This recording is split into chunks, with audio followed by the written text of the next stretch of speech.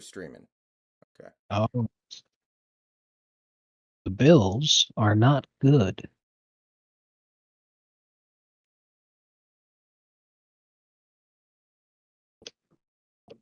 That was an absolutely wild game. Wild game. Wild.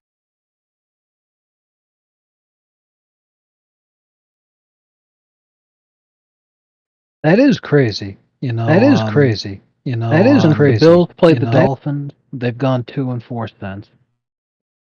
And since the Broncos played the Dolphins, they've gone 4-2 since.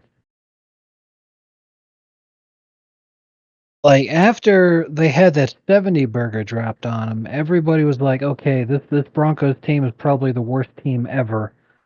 And they're going to be fighting with the rest of the bottom feeders for that number 1 overall pick.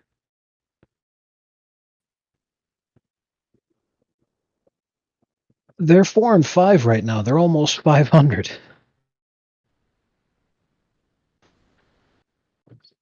That's really impressive.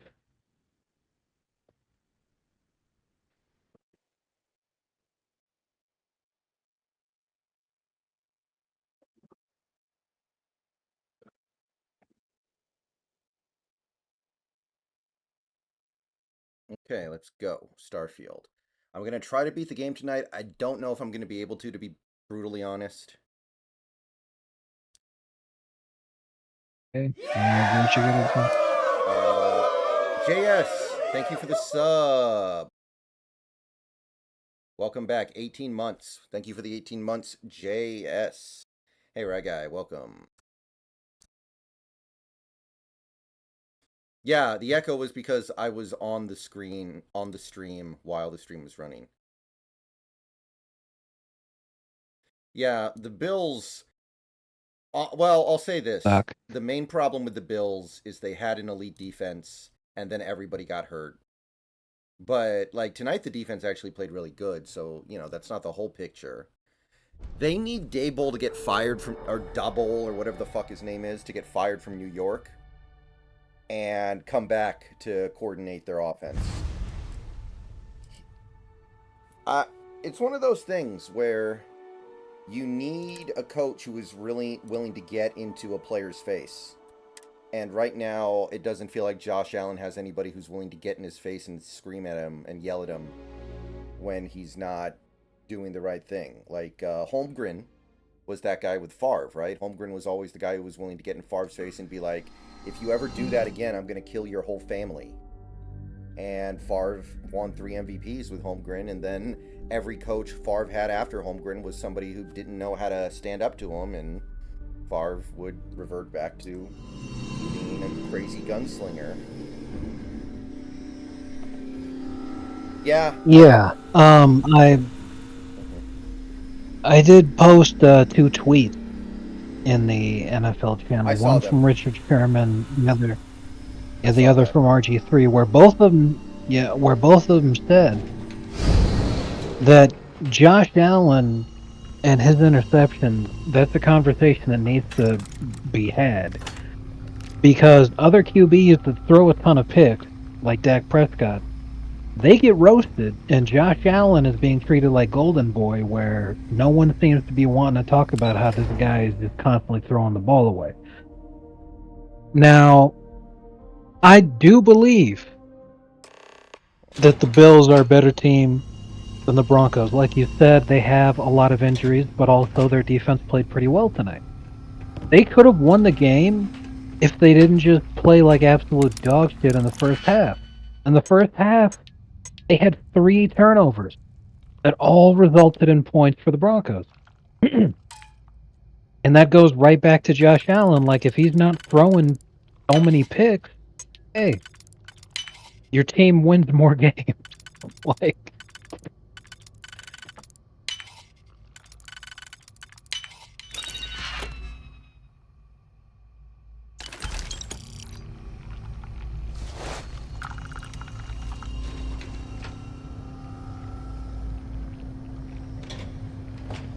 I mean, I get it. Not everybody can be as good as Tua, but no. I yeah. You gotta have. I mean, like when Holmgren was here, I remember, and I'm gonna talk about this probably a little later this week. There were some games where Hasselbeck didn't have it, and he just wasn't going through processes correctly, and Holmgren would just bench him. And it wasn't like, okay, you've lost your starting job. It's you need to get your mind right. I'm going to take you out of the game for a while. Maybe you'll miss the rest of this game. Maybe you'll miss the next game. You're going to go back in. You're still my starter. But this is accountability. This is how I get you to eventually realize you need to start doing things in the right way. I'm going to hold you accountable for your mistakes. And I think that stuff is important. And I don't know. You don't see that as much in the modern sports, right? You don't see that in modern sports because the players, like when they get a tough coach, like a hard-nosed coach, I think their tendency nowadays is to just go, well, F you, I have hundreds of millions of dollars, so I'm not going to deal with being treated meanly. Yeah, I mean, I think the way that Jordan Poole was acting is an excellent example of that kind of shit because he got a humongous bag and he's basically, the star for the Wizards now. But then he actively loses the game for his team by not paying attention during a key timeout and completely misses the play as it's being drawn up by the coach. And then has made too much of an ass of himself to have the decency to be like, okay, let me try to fucking pay attention and catch up. And is just nowhere to be found on that possession, and then they lose. And it's because of exactly the kind of shit that you were talking about. It's all like these guys are getting paid so much money now. So much money when they're so young. And no one has held them accountable for anything throughout their entire lives. Then all of a sudden they end up in a situation where they need to be held accountable by an actual adult telling them, hey, you're really not making good decisions here. That never happens. And then you end up with shit like this. Like, it works for Belichick because he won so much for such a long time. Players are willing to put up with that because they're like, well, yeah, it sucks, but I'll win a bunch of Super Bowls and have a lot of success, and it'll be worth it. I can at least do this for a little while, right? Right, and even then, you have to give credit to the franchise leaders at that point too, because everybody brings up Popovich as being this model of stability and consistency. But Steven Jackson talks about how he wanted to get right back at Popovich when Popovich was getting into his ass when he was new to the Spurs. But Popovich also yelled at Tim Duncan, and Tim Duncan, being the leader of the team, actually just sat there and took it, knew that that was the coach's job, and that he needs to show the coach the respect if anyone else is going to show the respect too. And you don't see a lot of guys doing that now. Catastrophic damage.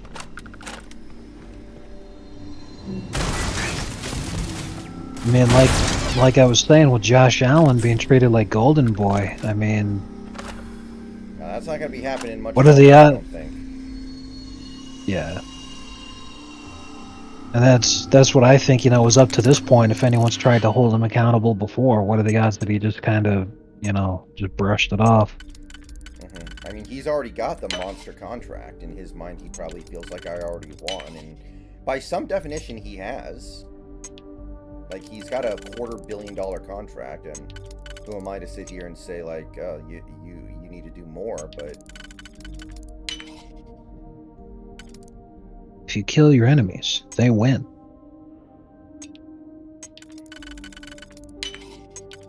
What we need to do with Gino, I know he played good Sunday, but he's been carried by the D the previous 4 to 5 weeks.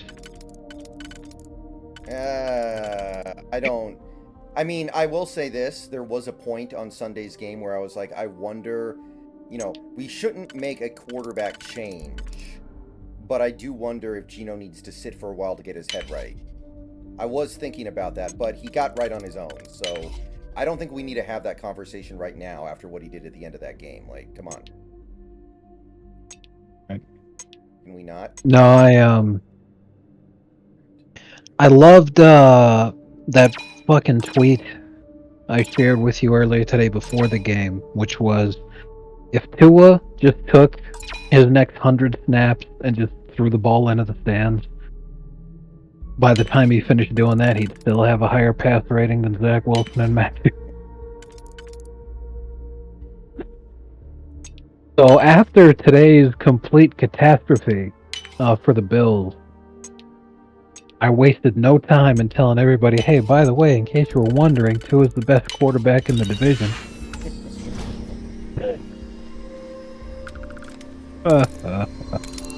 You'll love to see it. Bills are fried, 33% chance to make actually it's 23. It's actually 0.23. Yeah, it's actually 0, that's correct. Oh, man. Well, you know, they could always run the table, you know.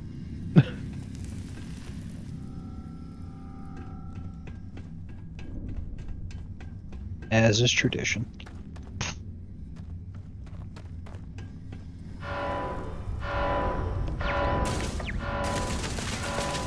Now the Bills are in a heap of trouble. Because their next game is at home against the Jets. And that's not a game they can look past. They could very easily lose that game too. After that, their next 2 games are on the road against the Eagles and then on the road against the Chiefs. Those are some doomed fucking games right there. After that home game against the Cowboys, then a road game against the Chargers, at home against the Patriots, on the road against Miami to finish the season. Out of all those remaining games, I can only see them winning at home against the Patriots. I see them losing every other game. And they just extended their coach and general manager this offseason for the next 4 years. Yeah. And the Bills Yeah. are famously a small market team, so good luck getting them to fire somebody that they're going to have to pay for the next billion years. Yeah, they are not in a favorable position.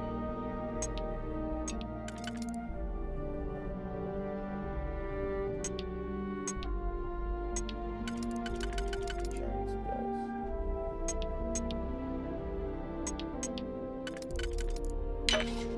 Yeah, they should have lost that game to the Giants. One of the most controversial games of the entire season. Imagine if they had, they'd be fucking 4-6 right now.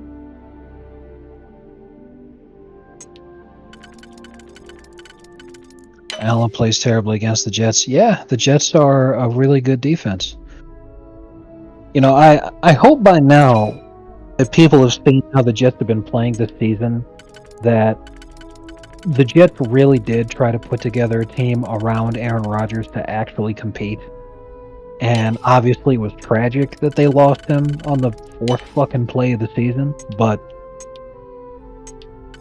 maybe it wasn't all horseshit. They actually would have tried to win some fucking games this year. Well, Rodgers keeps saying he's going to be back, so maybe we'll find out. I believe he'll come back, and I think he'll probably be the most immobile quarterback anyone's ever seen ever. And I think in his haste to come back to prove something that no one's able to understand why the fuck he would do this, he's probably going to just like re-tear it. Like, no one's going to be able to tell him, no, you're not ready. He's going to come back and he's going to get fucked, and he'll just be done forever. Yeah, for his sake, hopefully the Jets are eliminated from the playoffs by the time he's eligible.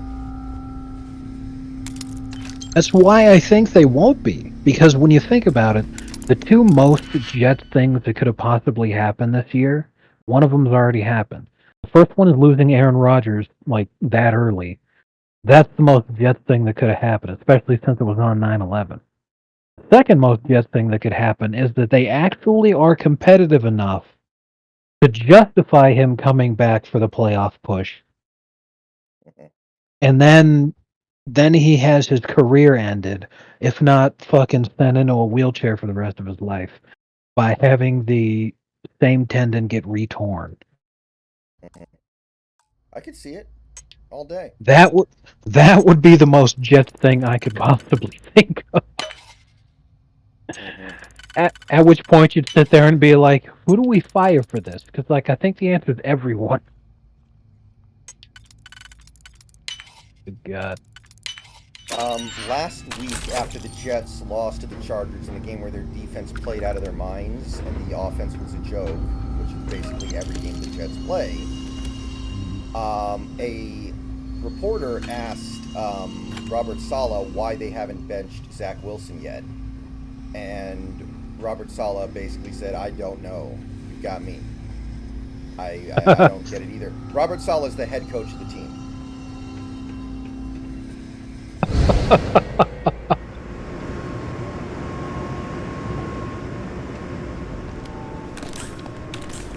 So the implication is that the owner wants him to keep playing Josh Allen or Zach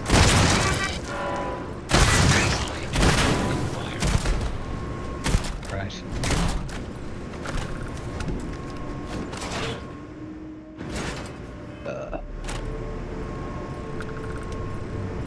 What a catastrophe.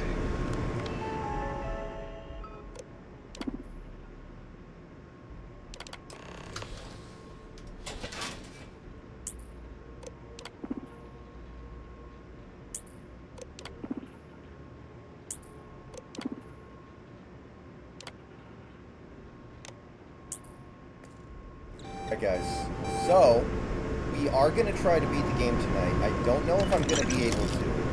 I have 2 more main missions left and I'm severely underleveled. Plus I probably need to go run around and wrangle up supplies. Especially ammo for my God gun. So... The security lockdown is active. Emergency override controls are available on designated security terminals. we'll see. If I don't do it today, I will almost certainly do it tomorrow, though.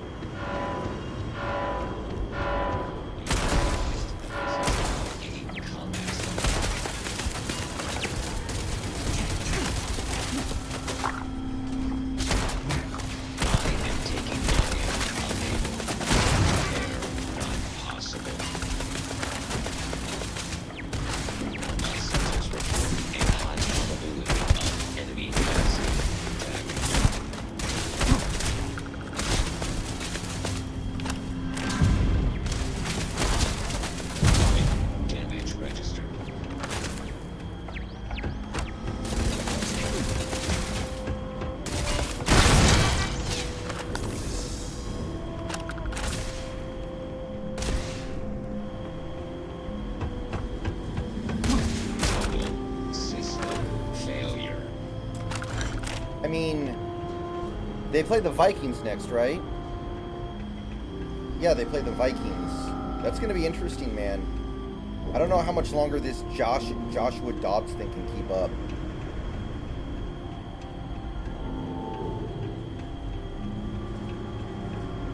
Oh, hold on. What about the Vikings? No, I'm saying how much longer can Joshua Dobbs play like a good quarterback before we have to conclude that he actually is one? Because I'm not ready to live in a world where Joshua Dobbs is actually a good quarterback.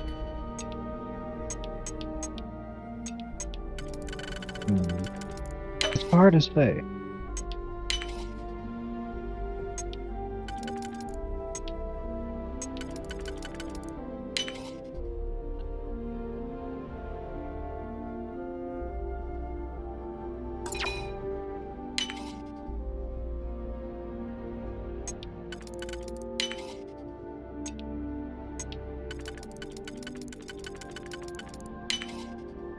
However, it makes me wonder, though, if the Vikings keep winning, and Dobbs decently well. Does it make Kirk look worse in the sense of like, oh well, maybe he was just like the system was Yeah, set up to get I him to succeed? think so. Yeah. Has Because to. of exactly the kind of thing you're saying. You know, no one's going to sit there and say Joshua Dobbs is a world beater. So if the Vikings keep winning, they're going to be like, is Kirk really that good? And if that's the case, like, what's going to happen this offseason?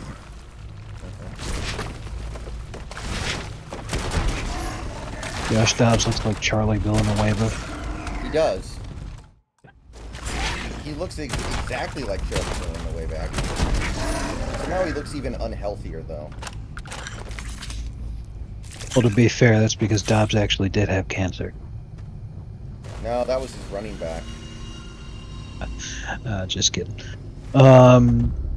Here's two super talented QBs who are starting to look like they'll never get the job done, Allen and Herbert. Who do you think has the better chance to go get a Super Bowl in that career? Neither of them will, but you're really on the right track comparing the two, because the big problem with the two of them is that they can't stop throwing interceptions at really fucking bad times. Josh Allen leads the league in interceptions, and Justin Herbert leads the league in interceptions thrown in the fourth quarter. Both of them are extremely turnover prone. Herbert somehow manages to be turnover prone at the worst possible time. So, you know, everybody calls them gunslingers, and, you know, they're right. They do have a lot of amazing highlight plays because they throw extremely risky passes, which results in either amazing highlight plays or interceptions. But one thing that it really doesn't result in a lot is wins, which is how you end up with what the fuck you've gotten.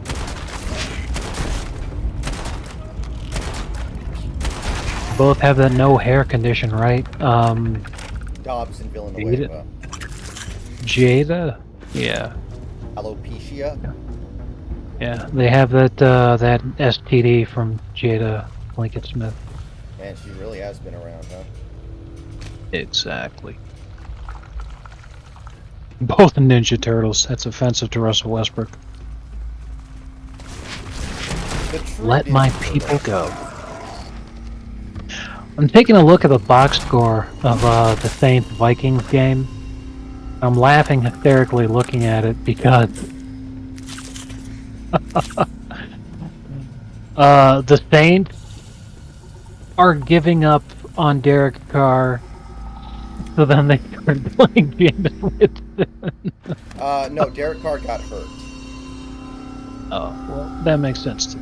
But Yeah, that's a pretty funny duo to see.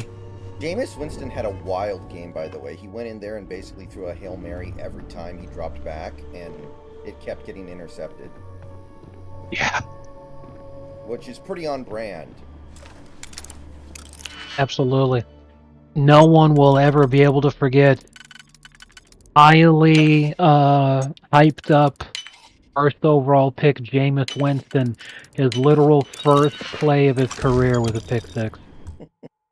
Literally the first.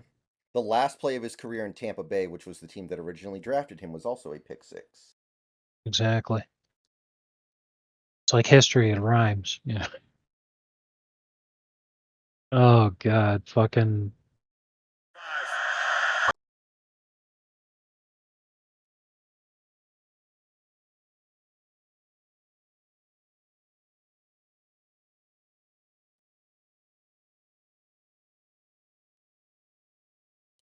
Have you've probably seen this before, but in case you haven't. This was in Rose Bowl fumble versus the Oregon Ducks. Lamau.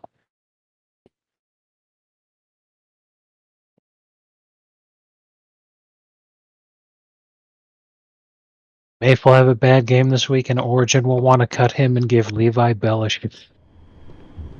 To be clear, Boye Mafe is a player who just set the franchise record for most consecutive games with a sack. Like, he's the most Oh exciting man. player we've gotten in the front seven in years, and I'm making a joke. I'm making it funny.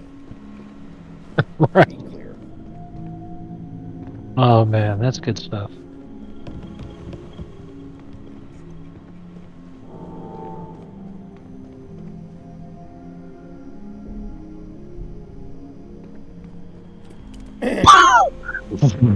Wow. That was a pathetically bad fumble right there. The only thing worse than that fumble is the referee falling down for literally no reason. Ghost defender is ruthless. Hit Winston, then the ref. Great. He got sacked by Monty Teo's girlfriend.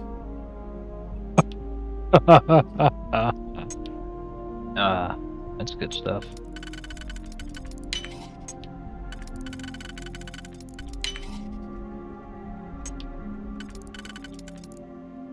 FBI says the Rams have a 58% chance to win the Super Bowl. Are you kidding? Now that would be surprising. Like, what kind of fucking magic's happening here?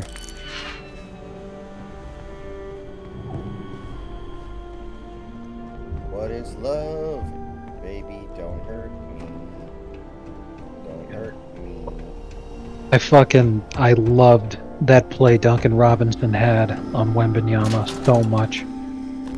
Right after the announcer says, yeah, he's got a real great feel for the game. Literally, he says that and then he gets obliterated. It was amazing.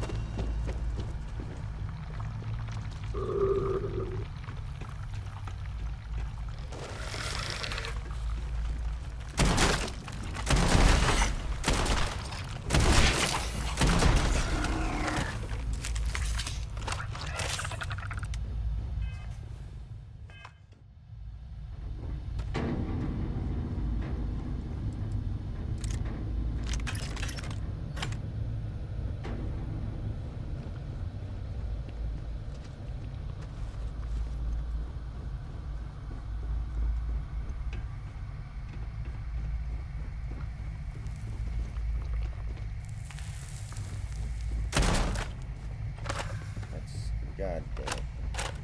Well, this part of the game's pretty confusing. Nothing. I mean, it's kind of cool, the concept here, warping back and forth between two alternate realities. It reminds me of, like, Chrono Cross. It's hard to figure out. Yeah, Stafford's expected to play.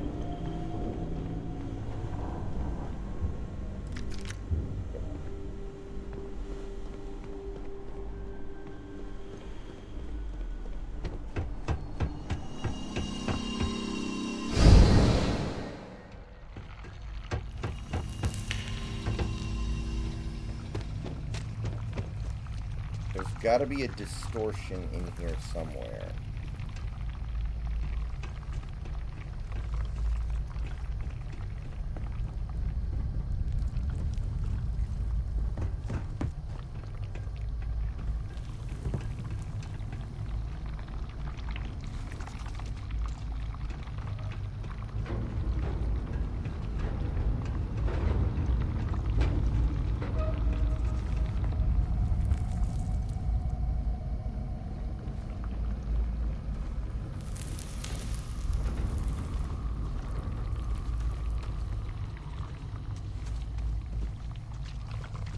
I mean, I think that's reasonable.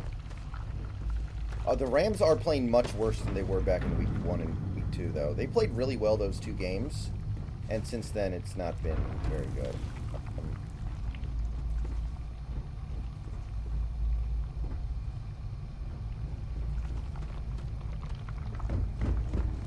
So I don't see any distortions around here. So I don't know what the hell I do.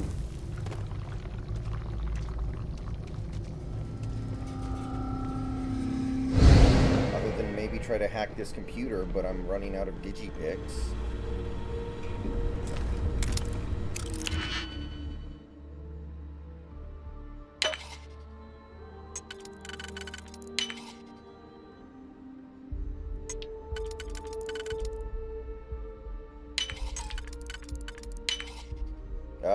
He's practicing this week. I don't think he's going to play, though. I'd be very surprised if he played. I think you got to have him practice for a while first.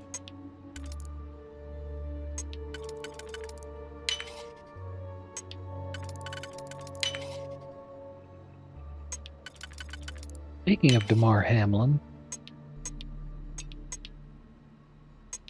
lament.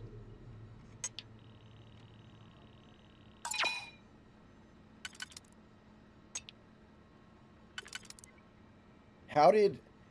I really thought the game was going to end with DeMar Hamlin getting the game-sealing interception. Like, I thought the NFL was scripting that up, and then it just didn't quite... Like, I really thought that's where we were headed. I really do. I really did for a second there. I'm still hoping that it turns out the 12th man who shouldn't have been on the field who was DeMar Hamlin, so then he does end up being there for the game-stealing play, just in the way that people didn't think. I'm for that, too. Could you imagine the Bills fans on Twitter if that ends up being the case? We'd hear a lot of, I wish he died. What? Jeez. Like, I remember on Twitter, remember the Saints-Vikings playoff game a few years ago? Where they, Saints basically gave up a Hail Mary at the buzzer for the Vikings to win the game? Yeah.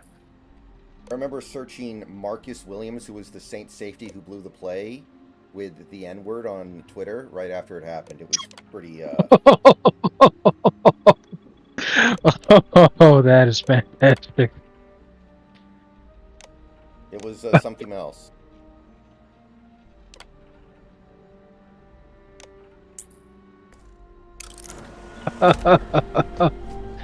Oh man, that's outstanding.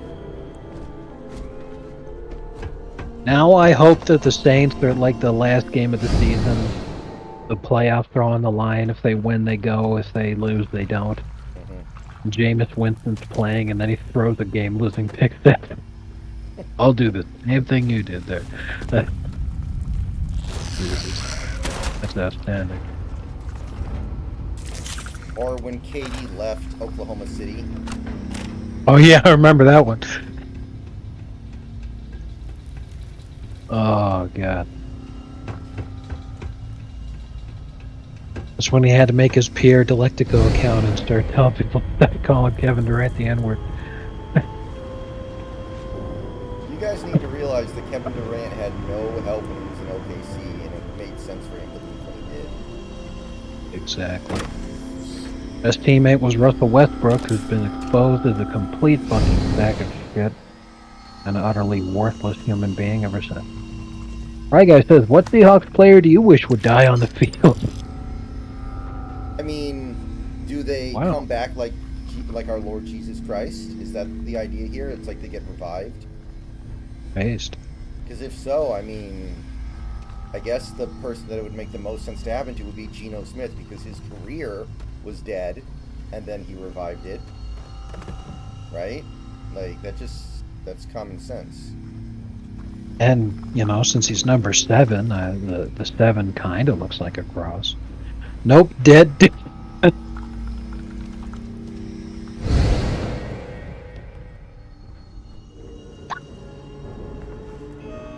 I ain't even gonna say it.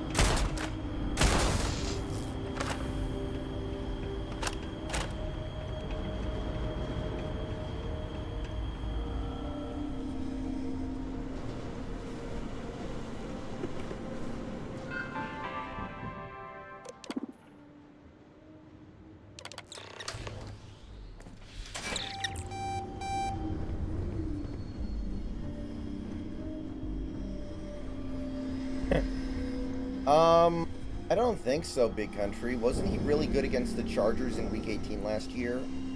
I guess that game didn't mean anything, though, so maybe not that one. He didn't even throw for 200 yards. There's got to be a game where he was better. Like, maybe... Honestly, he was pretty good. He was pretty good against Seattle in Week 1 last year. Although he did throw a lot of passes that should have been intercepted. So, maybe. There's got to be a better game, though, I think. Like, again, there were so many wasted possessions. So many times he would get the ball off a turnover and do nothing with it. And like I said, he had less than 200 yards passing.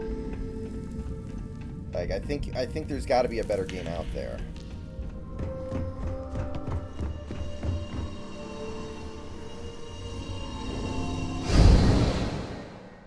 I mean, Josh Allen is a fantastic quarterback. You know, those advanced stats that you were shown with in the special Geno Smith video shows he's like a top 3 quarterback most of the time.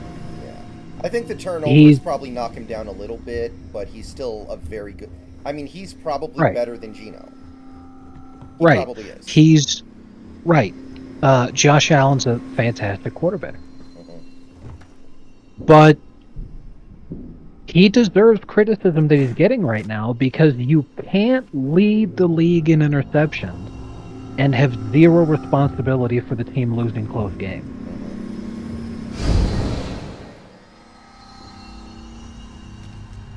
You know, if he throws 2 interceptions and the Broncos score points on both of those interceptions and you lose the game by 2, what if you just didn't throw a pick? Because the Broncos I mean, defense if- played really well. Right, you know. Blech. When was the last time you left the room? Do you mean in Starfield? Because, I mean, I went into this facility last night when I was playing, and I haven't left it since. Like, because I'm in the Yes. middle of a main mission. Yeah, that's a big question. If you mean the room that he's physically in right now, in real life, I assume last time he went to go use the bathroom, probably. Yeah, there's some accuracy to that. Only some, though. Sometimes I just pee where I'm sitting. You gotta get those Exactly. 13 hours in. Exactly. Why, Stream Today brought to you by Depend.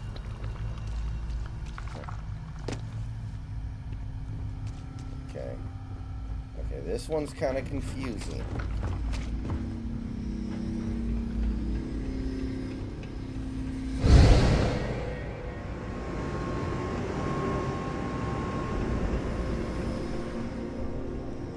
So the way is blocked for both universes.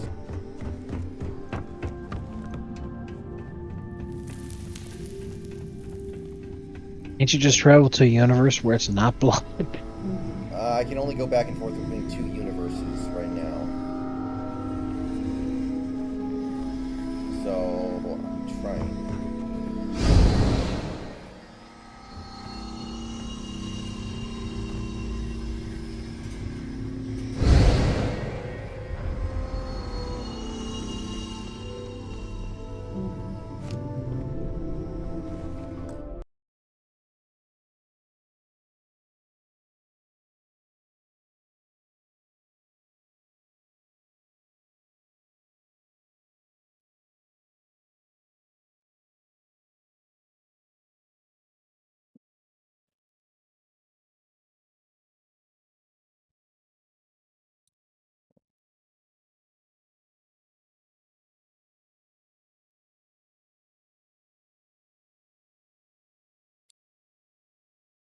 I mean, way more than Josh Allen, I'm down on their coach, McDermott, because I think he's lost control of that team.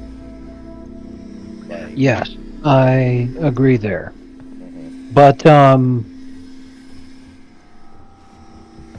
for obvious reasons, I need to take a massive steaming dump all over the most precious aspect of the Bills that exists.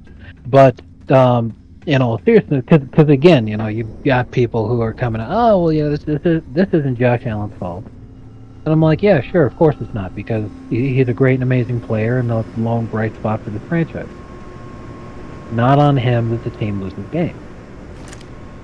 But he doesn't bear zero responsibility. So, I mean, criticizing him for throwing interceptions is fair. Criticizing him for being like Josh Allen is the reason that the team loses games, okay, that's a little too far out there. But saying if Josh Allen didn't throw so many interceptions, the Bills may have won some of these games that they did lose, that is a completely fair statement, I feel. Yeah. I thought the Bills played pretty good, other than the 4 turnovers and the 35 fuck ups.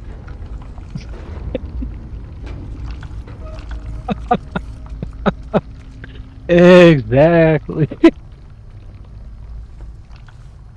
It just that first half was a complete catastrophe for them. They played really well in the second half, but it was way too late by then.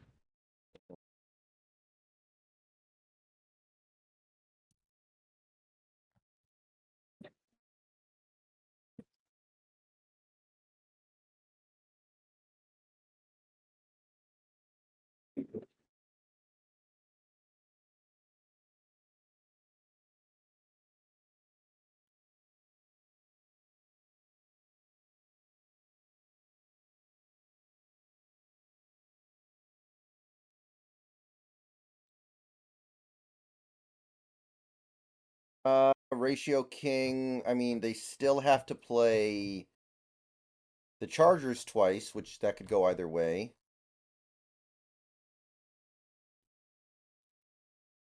They still have to play the Vikings, who I don't know what to think of the Vikings. They still have to play the Lions.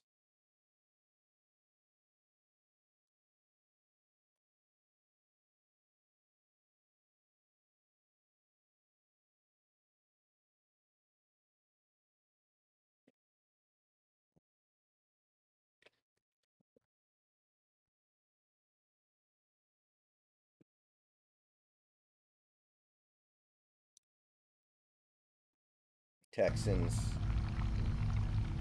I don't think so. I kind of feel like their defense is still bad. They're just playing good team. They're just playing good matchups, right? Like they played the Packers and the Packers suck. The Chiefs when Mahomes was really, really sick and tried to play through it. And then now they're playing the Bills, who are frauds. And then some. I mean, the Bills' windows Yeah, shut quickly. What else can you say?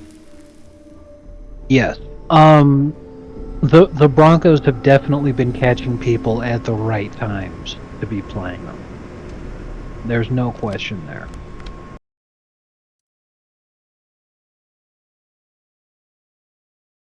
Texans will not make the playoffs, no. Let me take a look here The real entire quick. the entire AFC North is going to secure the wild card spot.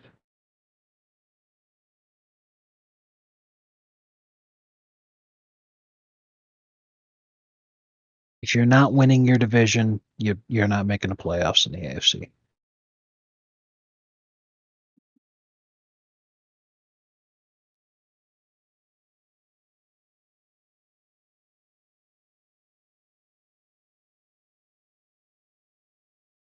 The Bengals will win on Thursday because I'm never wrong. 60% of the time, it works every time. Exactly. Now, let's see here. Oof. On the road against the Ravens, yeah, they're going to get raped. That's Ravens coming off that kind of embarrassing loss where they lost to a sexual predator. You think Cleveland are contenders? I mean, they're definitely going to make the playoffs, I think, now, but I don't think they're going to win the Super Bowl. At a certain point, you need a quarterback. Yeah.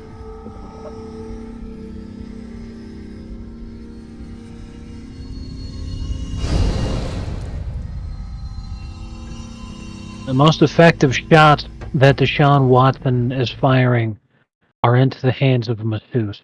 So, Be right back, guys. based. Deshaun Watson is only good at placing his balls where he wants them to go when there's something there. I need to finish constructing that one.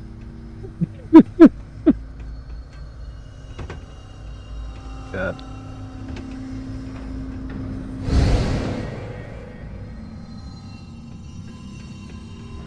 I think he should just play every single game wearing nothing but a towel. Really, help recreate the image in his mind that it's time to fling those balls around. Yeah. Alright, I will be right back too. Get a drink.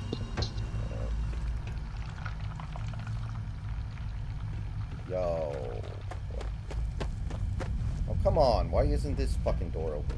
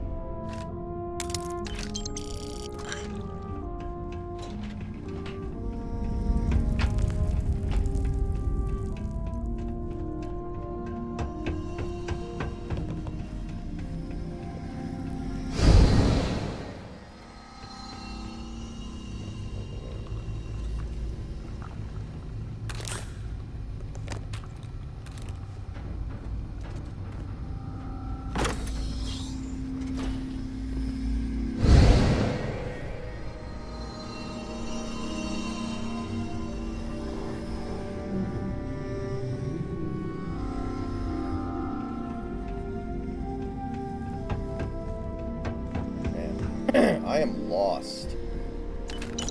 I am finding new stuff though, so maybe I haven't been through. I must have been through here. There's no way I wasn't. I won't buy it.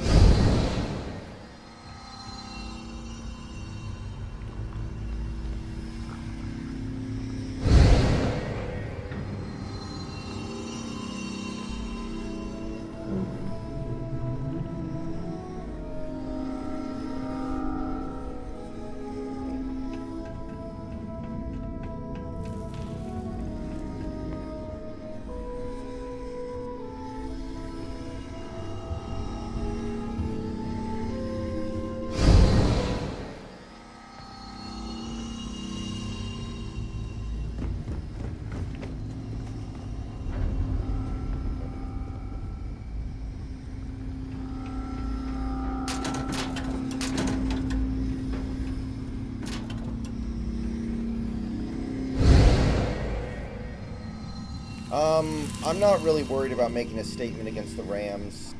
I just want to win. I'm over expecting anything over the top when it comes to that team, I guess.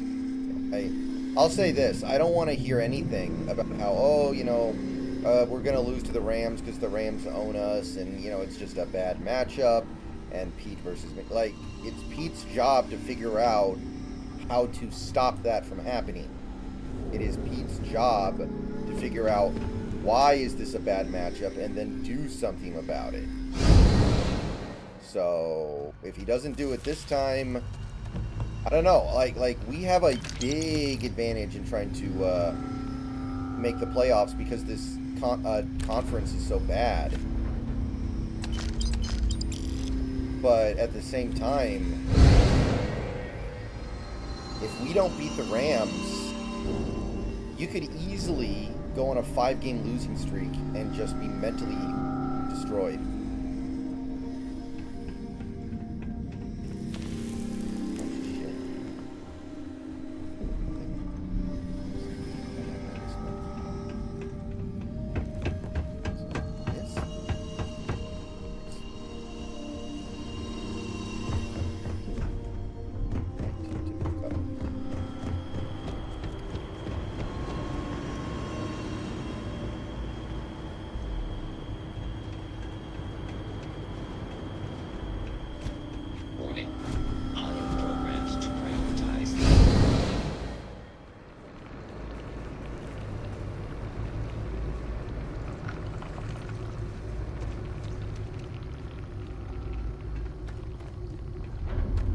Yeah, I'm not even that high on Enjoku.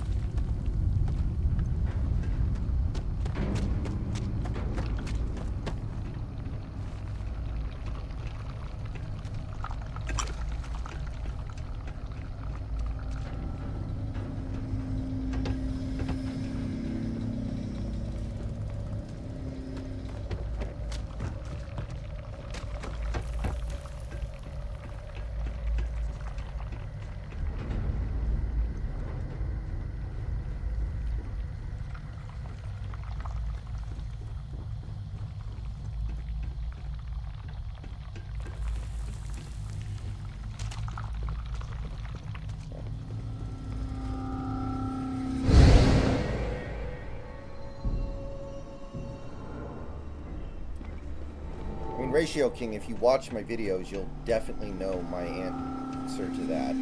Like, it's very, very obvious This is an if you watch, like, industrial any of my site. videos.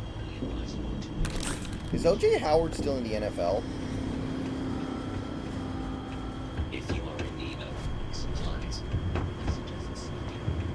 I am currently engaged with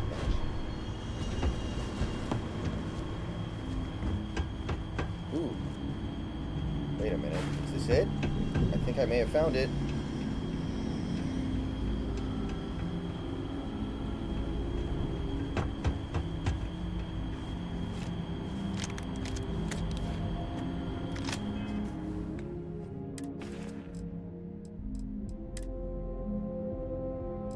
And this new headset is so much better than my old one. Oh my god. Well, I'm sorry, what? Said this new headset is so much better than my old one. That's good to know.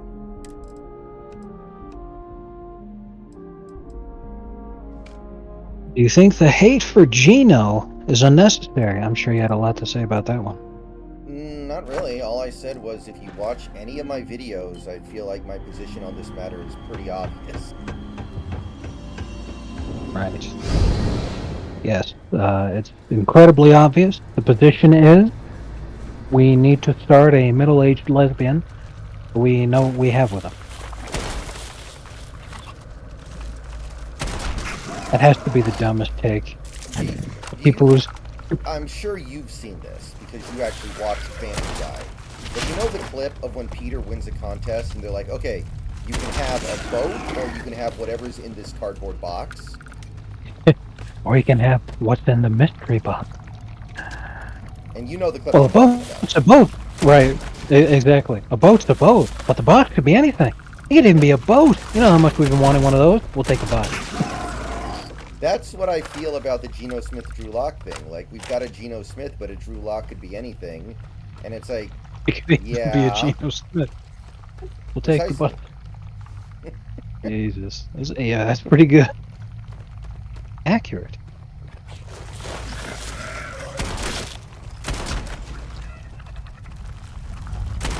Yeah, Drew Lock's haircut is interesting.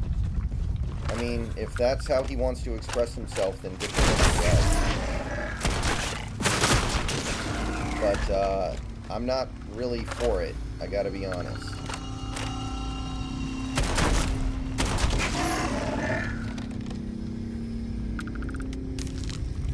Yeah, you believe that guy that posted in the fucking chat that he bet his mortgage on the Broncos winning? No, no, no, no, no, no, no, no, no, no. That's real. I actually know that that's real.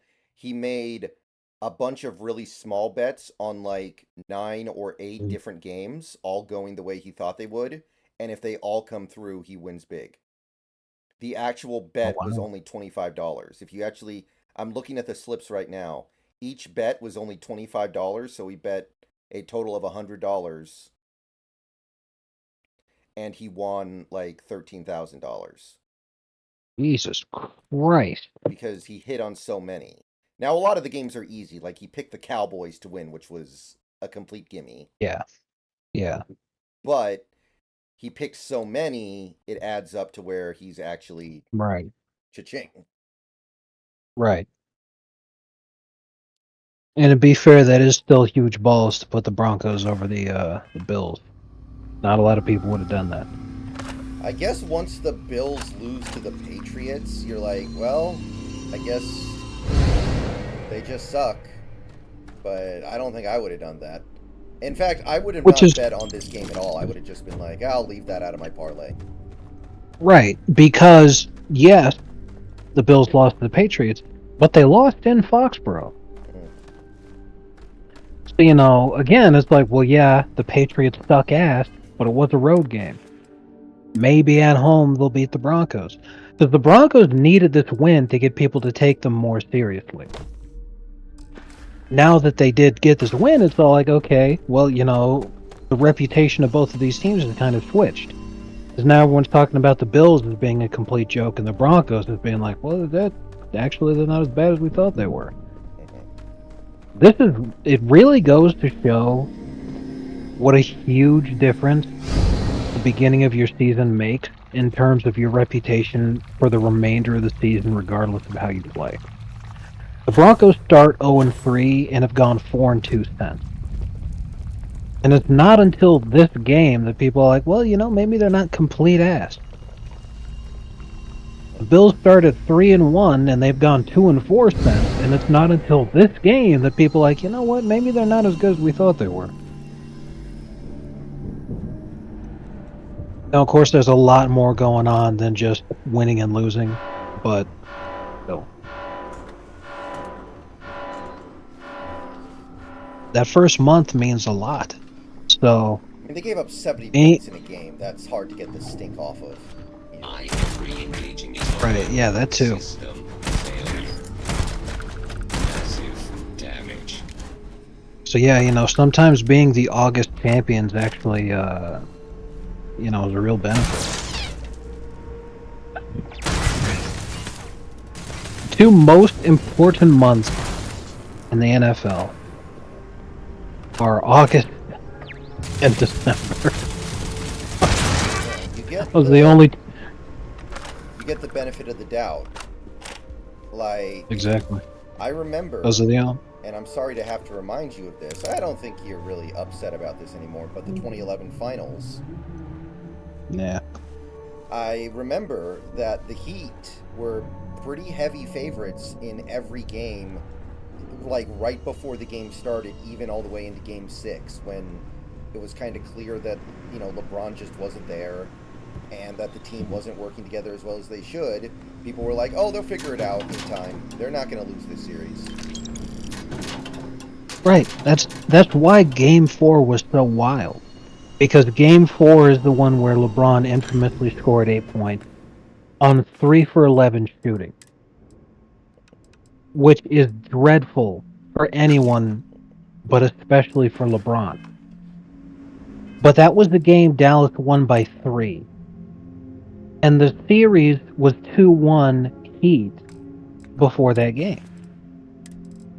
So if LeBron makes 2 more baskets and goes a still bad for him 5 for 11 shooting, the Heat win by 1 and then go up 3-1 in the series with 2 of the remaining 3 games that could be played being in Miami. But instead, he has one of the worst finals performances ever. Mavericks tie the series 2-2 and the Heat didn't win a game for the entire rest of the series. Yeah, and even And it was after only a watching 3-point. they kept thinking, Right. oh, the Heat will figure it out. Right, because after that game, you're like, wow, that was an extremely uncharacteristic performance. I'm sure that was just an aberration and the Heat will finish this out. Then you go into Game 5, and then Dallas wins, and you're like, well, that was kind of crazy, and Dallas is 1 win away from the championship, but there's no way that Miami loses another game, right? And then they did, and it was like, wow, I'm fucking stunned. You know, it was so uncharacteristic and made no sense and was so insane. Like, obviously, the Mavericks played great, and Dirk had one of the best finals runs ever. But to this day, I still cannot think of anything other than LeBron intentionally threw that series because Wade was playing so great that if the Heat win, Wade gets the Finals MVP, and LeBron did not want to win being the second best player on the team. And he already knew that the media narratives would be worse for him if he won but was Robin than if he lost but was Batman. So he said, fuck it, and just threw it. You'll never be able to convince me otherwise. I do wonder when somebody's going to write a book deep diving into what happened in that series. If somebody knows the answer. Or is it going to be like LeBron's deathbed kind of thing? I think after Bronny tragically has a heart attack on the court in a couple of years and dies, LeBron will somewhat retire from public life out of disillusionment with the batshit insane nonsense that they told him to push because it got his kid killed. Oh, Gilbert. Then when he's like almost 70 or something, he'll come out like Kareem's been lately. No longer giving a shit, so now's the time to just start doing a bunch of crap. And that's when LeBron will come out and say,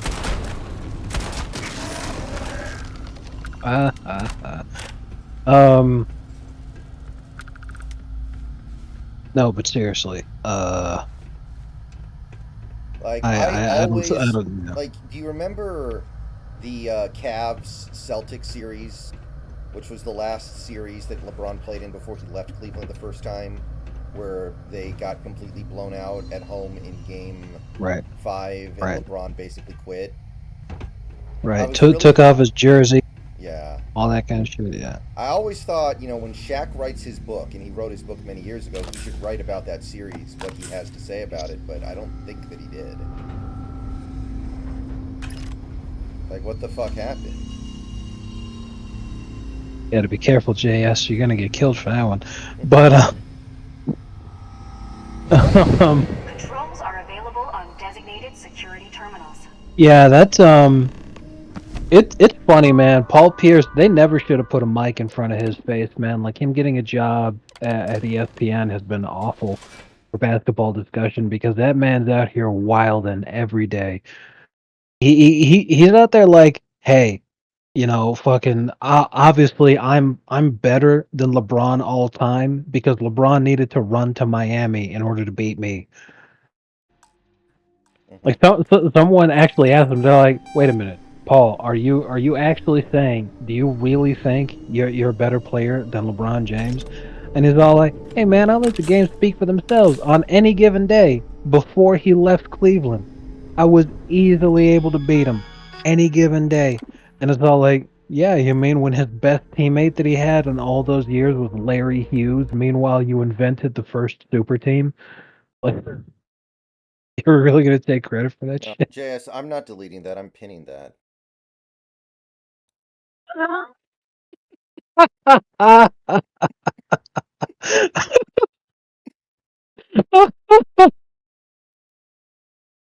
Oy vey. Okay, I'm unpinning it. Damn it. It actually does not let me delete. God damn it. Yeah, you can't delete one post on Twitch. The only thing you could do is like time out a chatter or ban them, which deletes everything that they've posted Yeah, in the chat. I'd rather not do that. It's not that big Yeah. of a deal. I don't actually care that much. Yeah, I was just kidding. It's because you named the unnameable, and I thought that was a great opportunity for a joke. But I mean, you're fine. Yeah. Want to hear another joke? A woman is very Uh-oh. concerned about the size of her opening. As for what? What is she afraid of? The size of her opening. I had no idea that joke would be so revolting.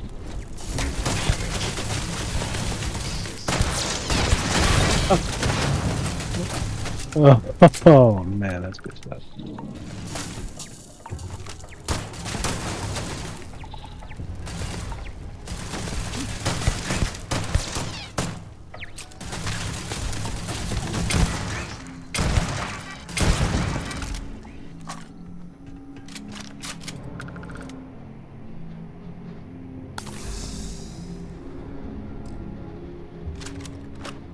Yeah, I mean, I don't feel like people would have been that mad at LeBron if he had just chosen to not say anything on that issue. Like, it's okay for you to not sound off on every little thing that happens. It's not that big of a deal.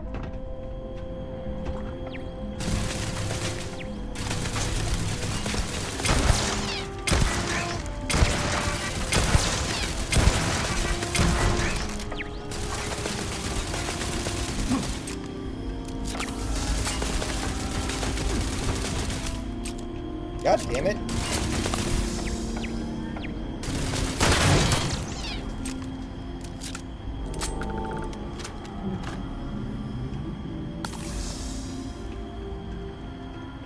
Oh.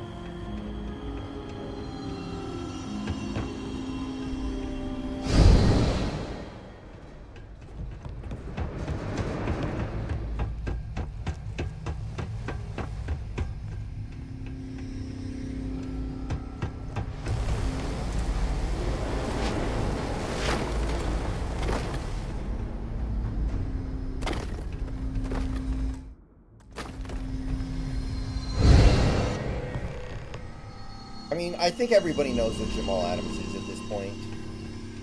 So I don't think he's overrated. I think everyone understands that he's a struggling player right now. Wait a minute. I genuinely thought you were going to say illiterate. I mean, maybe. I don't know. But I don't really care about that. I can live with that. Oh, man. Did you ever see the fucking Shannon Sharp video? Where he was like, well, it sounds like Johnny can't read. No, I haven't seen that one. Oh, man.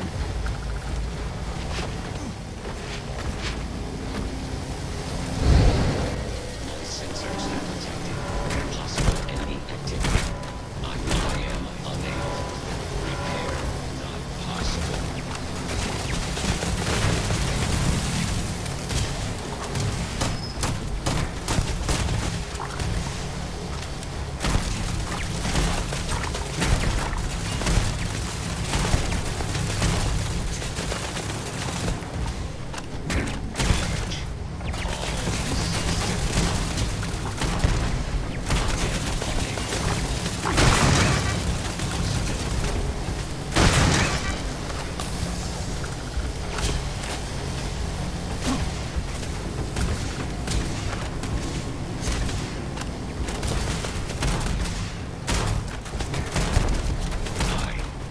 Catastrophic damage.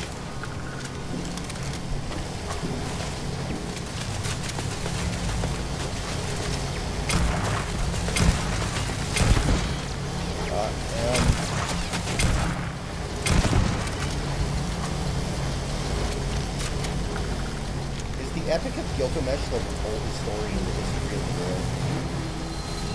I believe so, yes. I think that Gilgamesh is the oldest recorded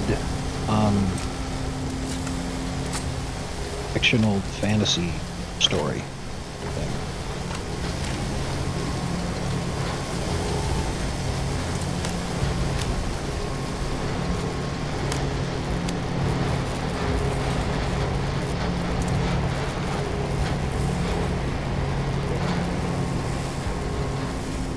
That's pretty funny, JS. That, I mean, okay, you know, giving to charity, okay, whatever. The people who feel the need to advertise the fact that they do it, something's not right with that. Like, oh, I'm gonna take this screenshot of this donation I made to so and so. Like there's something about that doesn't pass the test.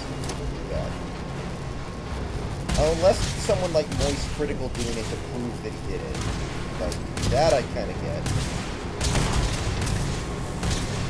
Wasn't that when he donated to the United Negro College Fund?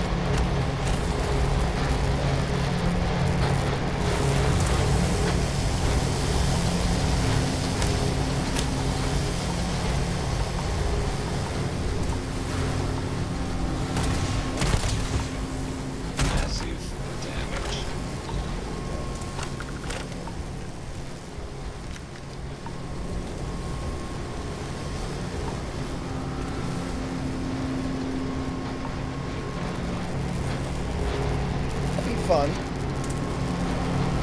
That'd be fun. We are now underdogs against Oregon State, by the way. What y'all think?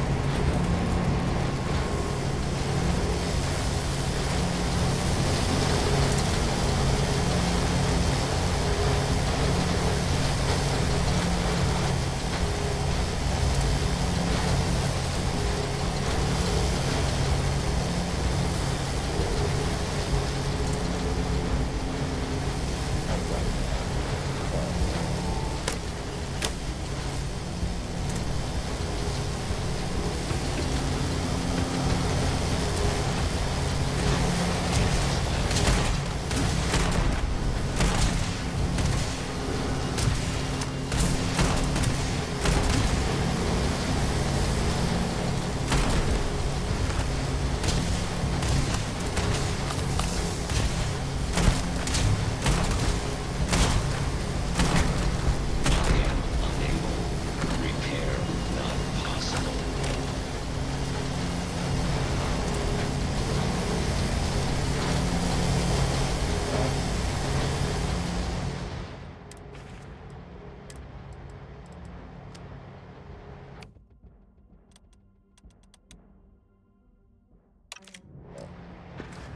Does that work?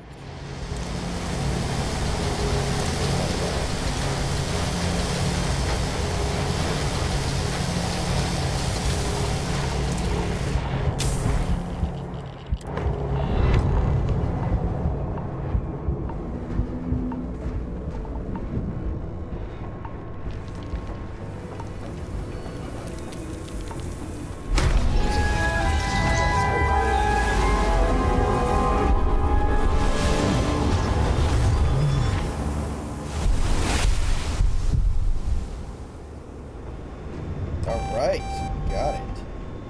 Fuck yeah, you're Security incident an asshole. resolved. The security lockdown has been terminated.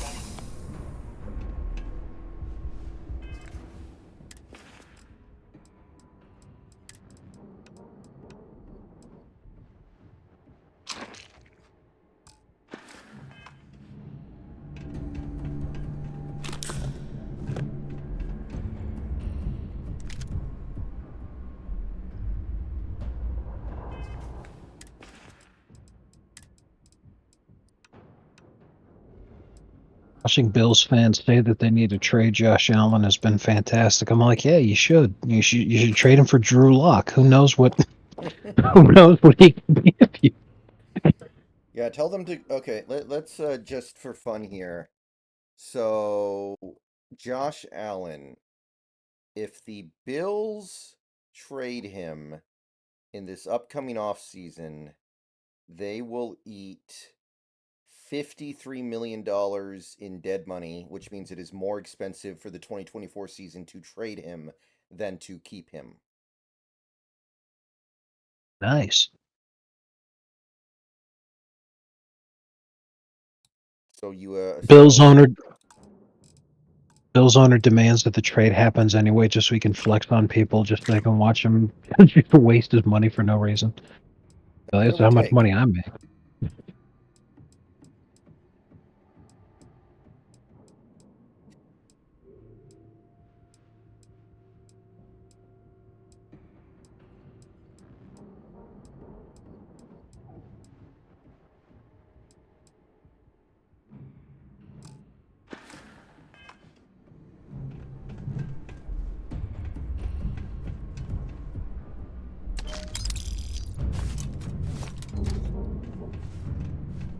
Yes.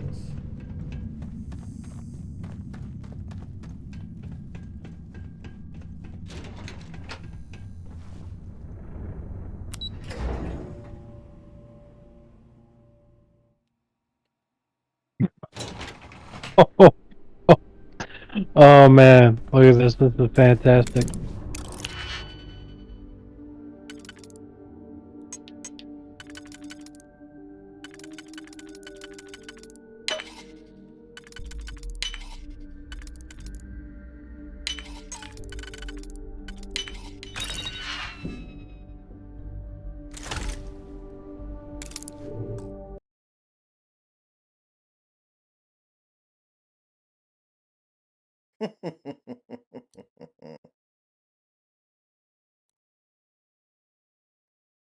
Pretty good. Mm.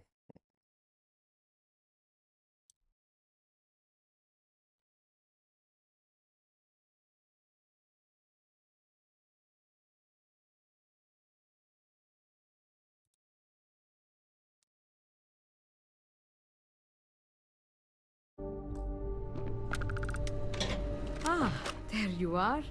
Welcome back. Ethan, how are we doing? Research levels back online. Definitely some damage, but it could be a lot worse.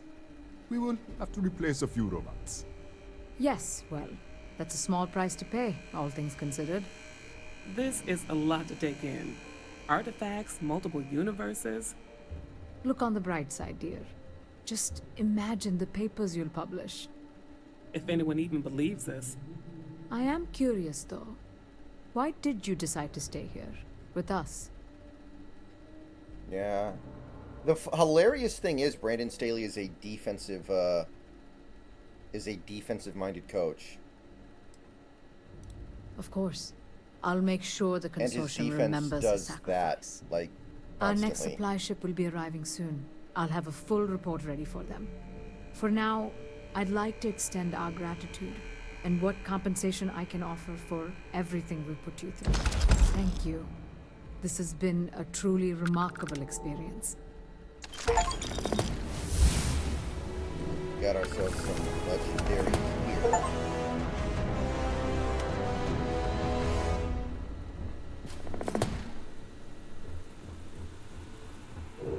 Go.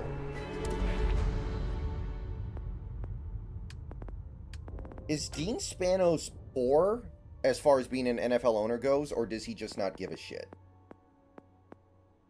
Both.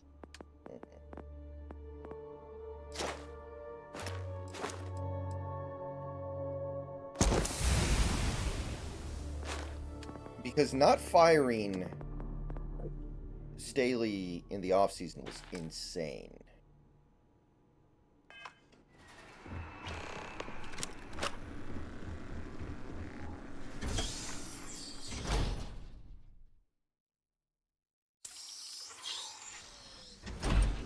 In terms of net worth of NFL owners, Spanos is ranked 22nd.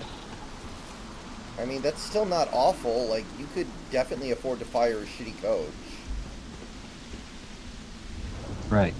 But he 100% doesn't give a shit. As I brought up a number of times, the whole reason he moved the team to LA was just to make it so that he'd get more money when he sells the team.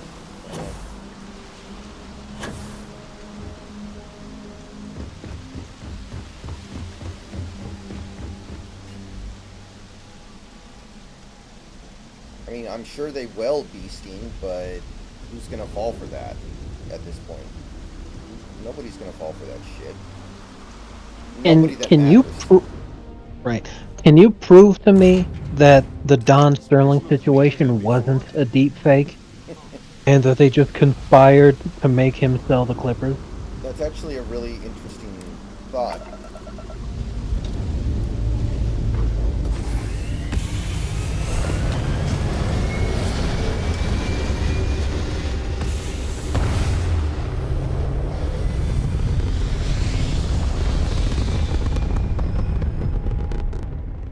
Let's get the hashtag started on X. Don Sterling did nothing wrong.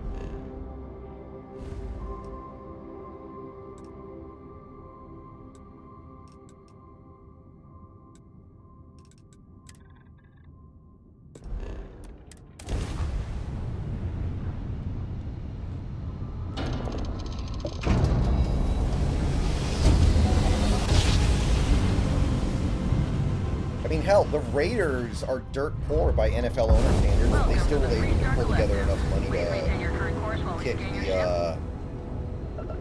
the McDaniels crew out. You're good to go.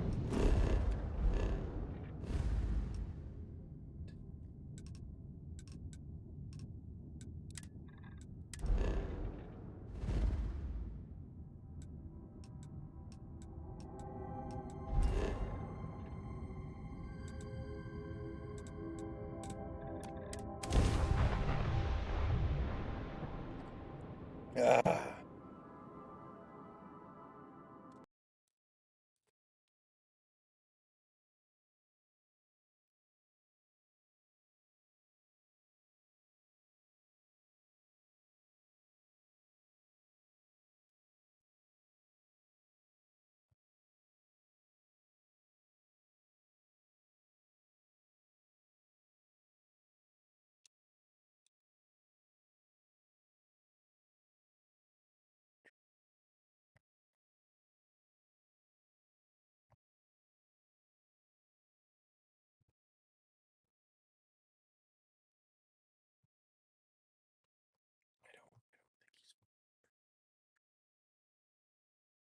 All right, let's see here. So let's sell some shit and buy some shit. I want to get as much health as possible. I want to get some serious ammo together. Anything I can help you?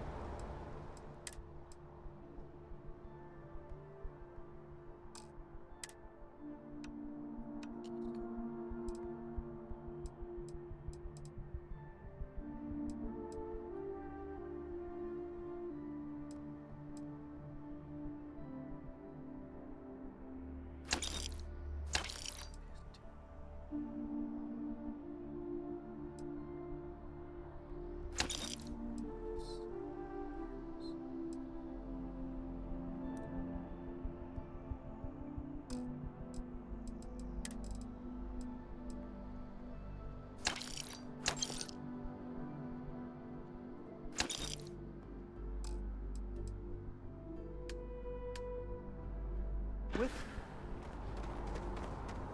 Hello, Captain. Yes, let's make sure.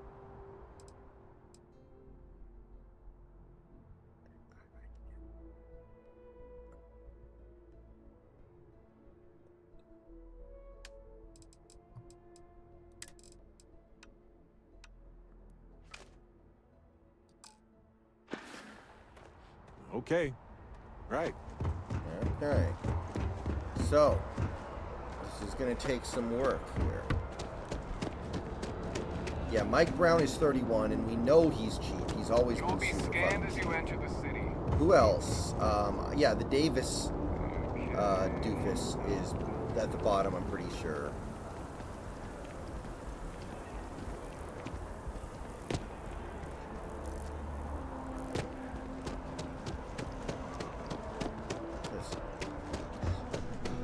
If you don't see what you hope you're finding everything you... Oh, please, take a look.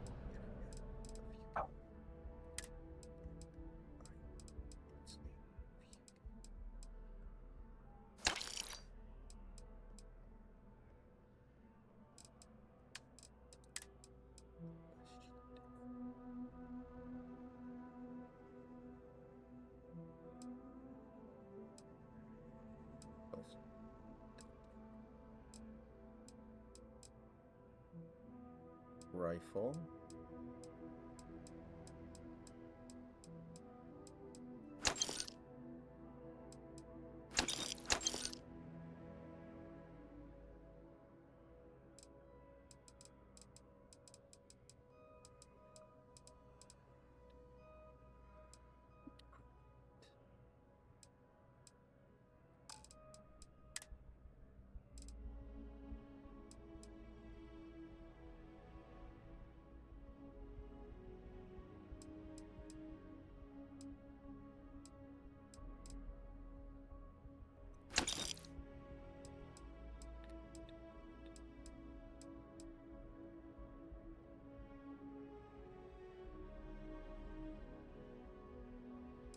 Well, okay, I think the one I have is actually better.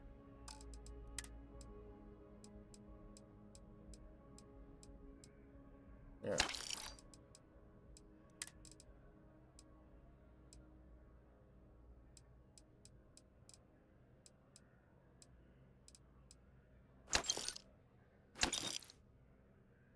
Shit. Did not mean to do that. Did not want to do that at all. 888.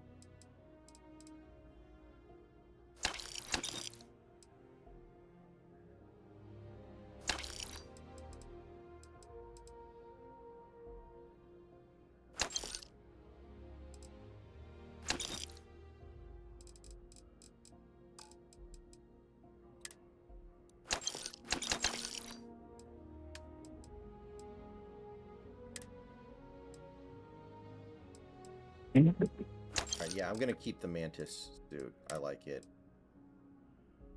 Okay, this is a rifle. I don't think it's better than what I have.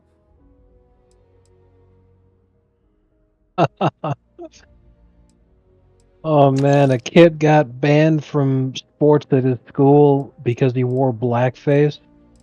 But his team was telling him he just went a little overboard with the eye paint. The fucking eye black. Oh my god. Ah!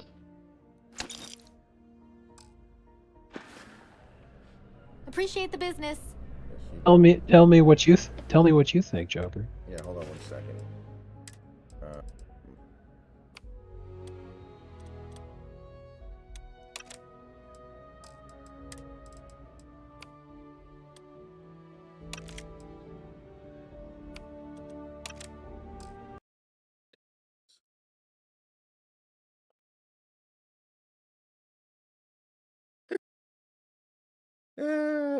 Poor kid. Oh man. Screw this country. Exactly.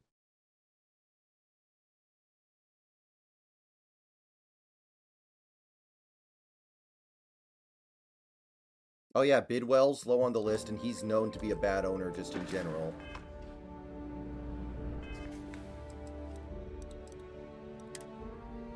Burns, okay. I'll use some. I can do that.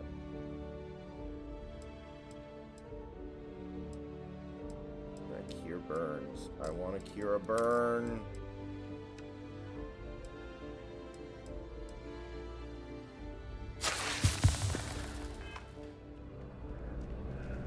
There's a bit more in the back if you... Oh, please, take a look.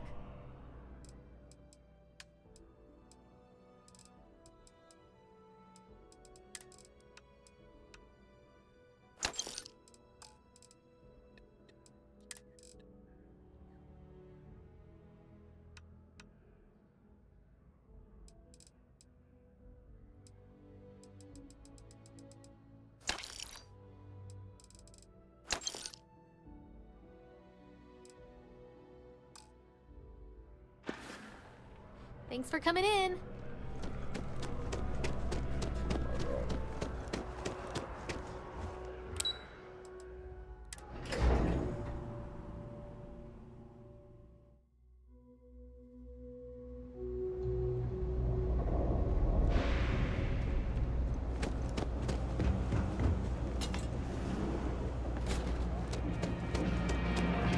All this stuff is absolutely.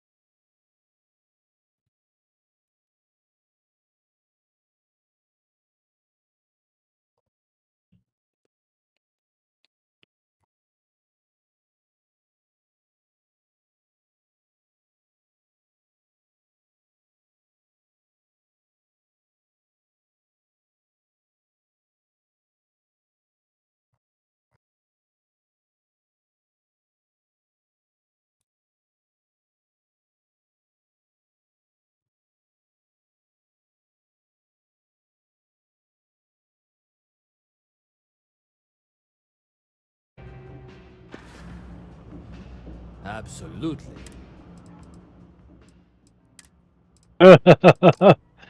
Exactly. 50.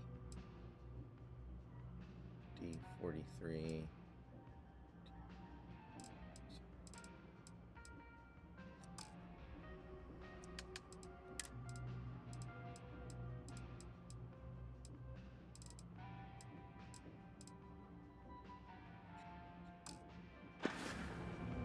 Hey, take it easy.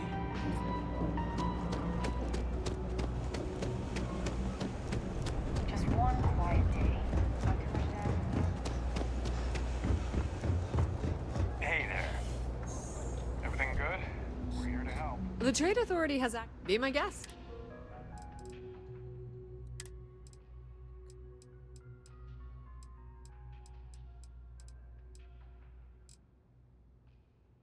Nobody has the ammo I want.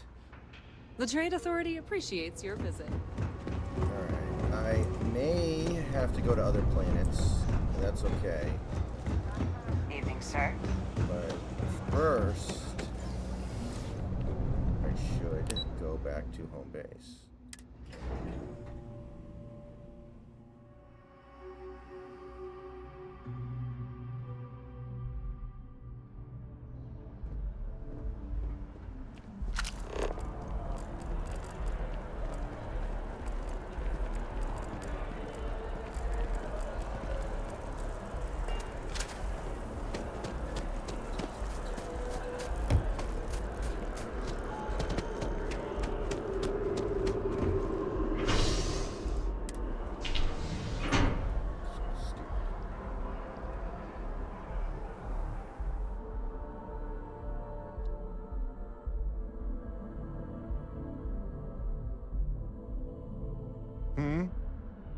I wonder if I'll miss New Atlantis until...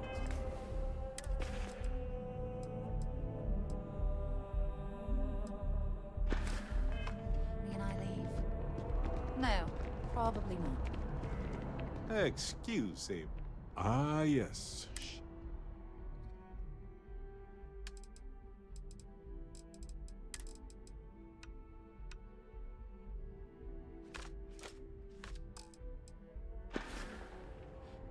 Uh-huh.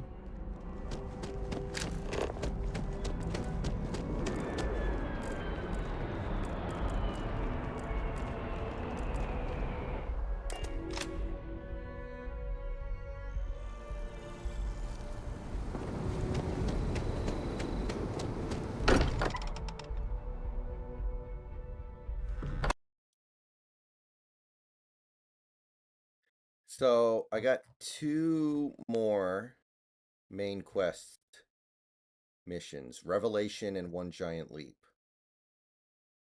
So I don't know how long these are going to take. I'm This place probably is not a going to be able to delightful actually relic, finish it tangled tonight, up with hope, but I should grit, be and very well set up science. to beat it tomorrow. Because again, I really want to make sure I am covered Yes, you need me? in terms of like ammo.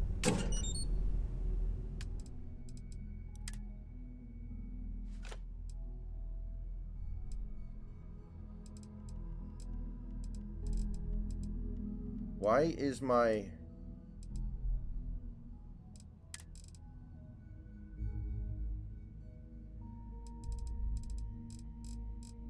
None of this weighs anything. Not really, anyway. I think I know what it is, but...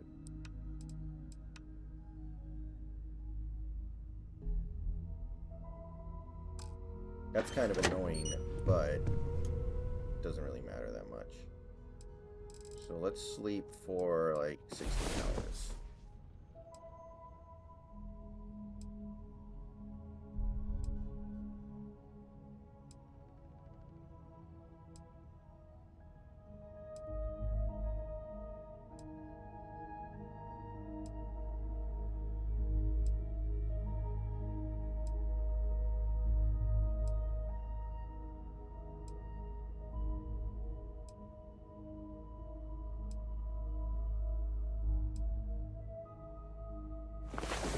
Ah, you're awake.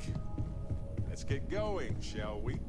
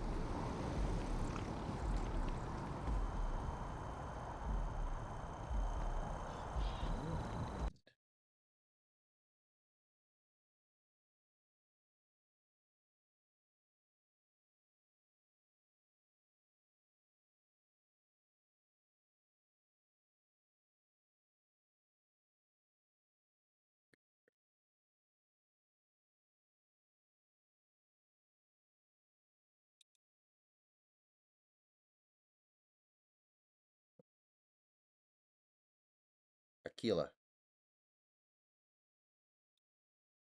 Okay.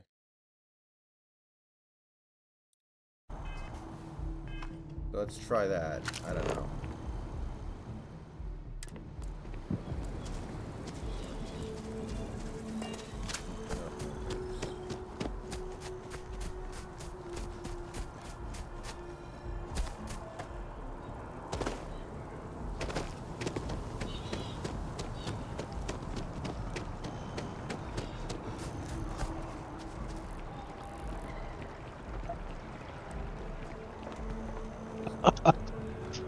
Oh man, this is amazing.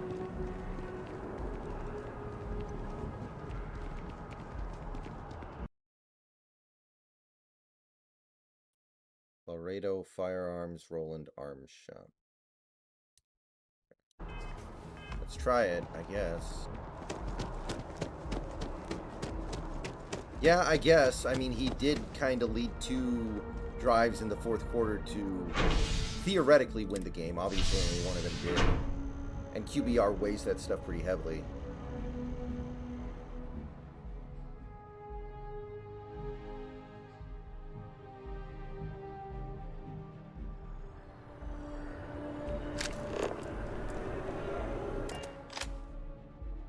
I have something for you.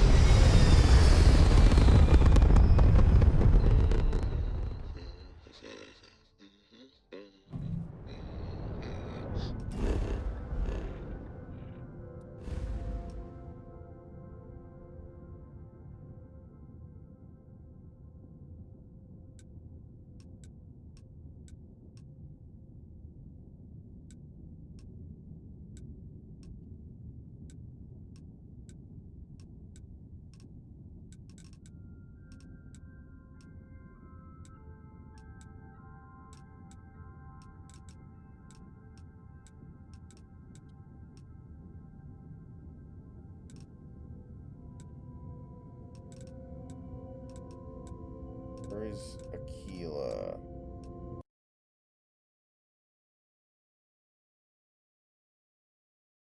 Shaney, okay.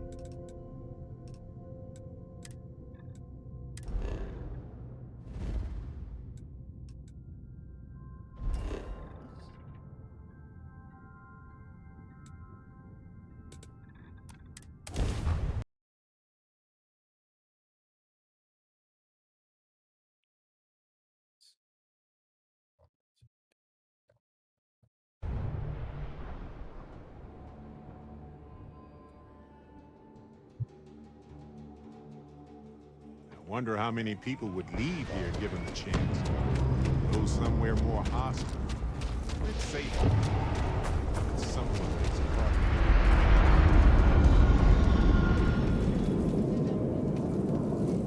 Okay, let's see if there's anything cool I can Got do. anything you need to offload? Trade authorities always buy. Hey, what can I do for you? Okay, sure. We'll take... Okay, no problem. Alright,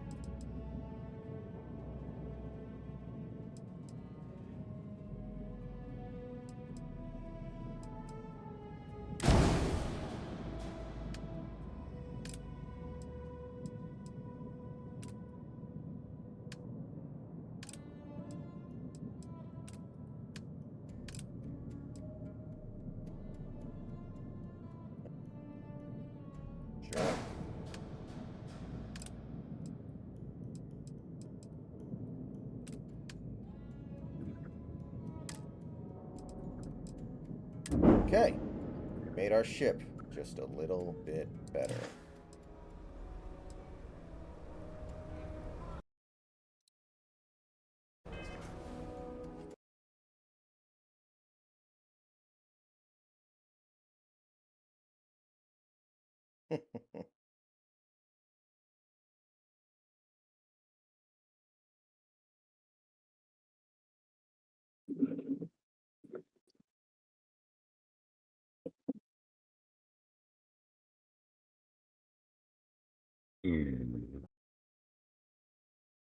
Ugh.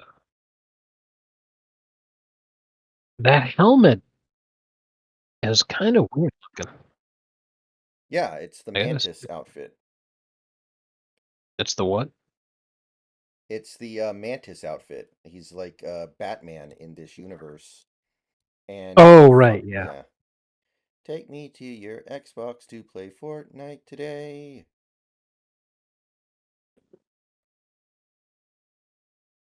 That song is a trip. I heard it for the first time ever earlier today. I don't know how I missed out on it, but it is something else. It's an interesting journey. Linkin Park has some pretty good songs, right, guy? Sarah Filbert. I don't know if I'm a fan, but they're all right. It looks like a quaint town, but it's got problems as big as any other city. I want to hear business. Here.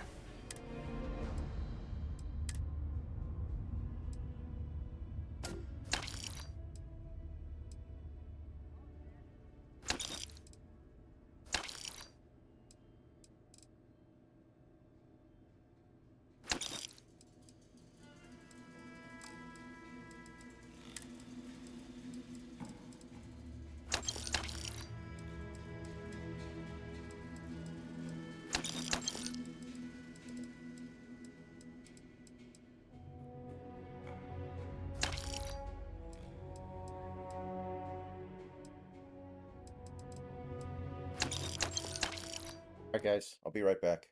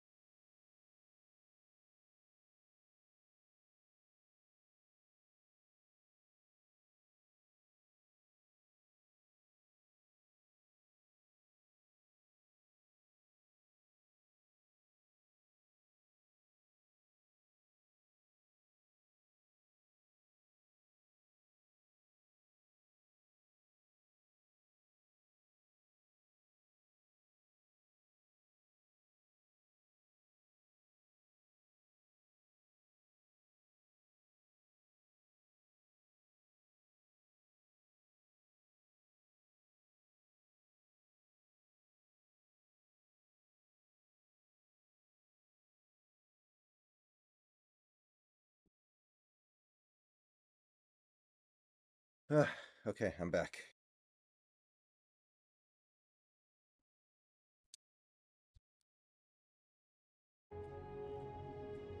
All right, everybody. Welcome back to the party. All right.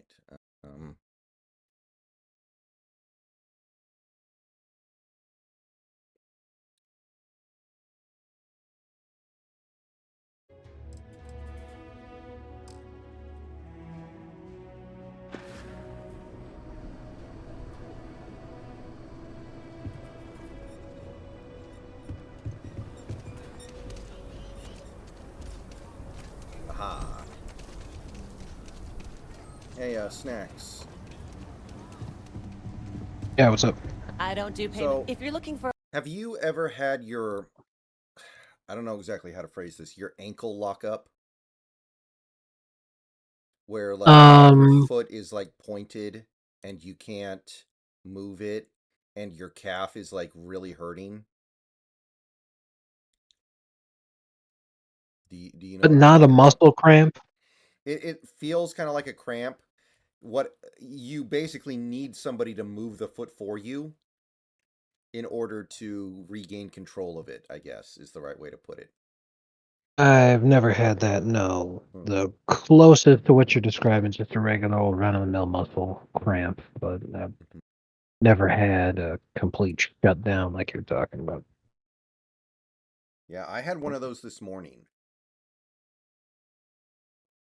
Basically, I couldn't move my ankle, and I needed my mom to actually come down and move it for me, and then I was able to regain control of it. But I'll tell you, my calf is still really tender, and I'm wondering, should I I put bet. hot on it or cold on it? What's better in these situations? What?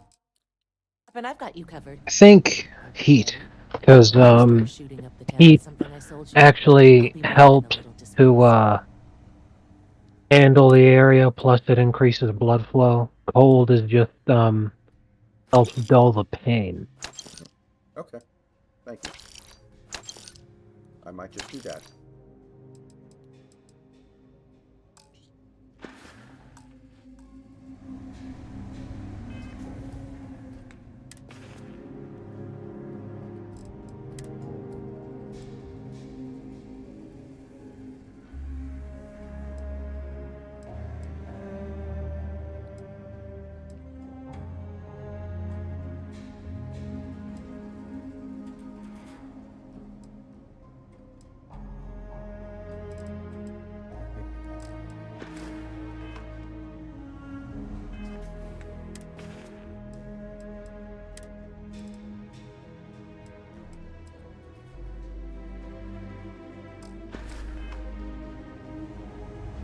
Sure, Laredo makes some good gun. Just so you know.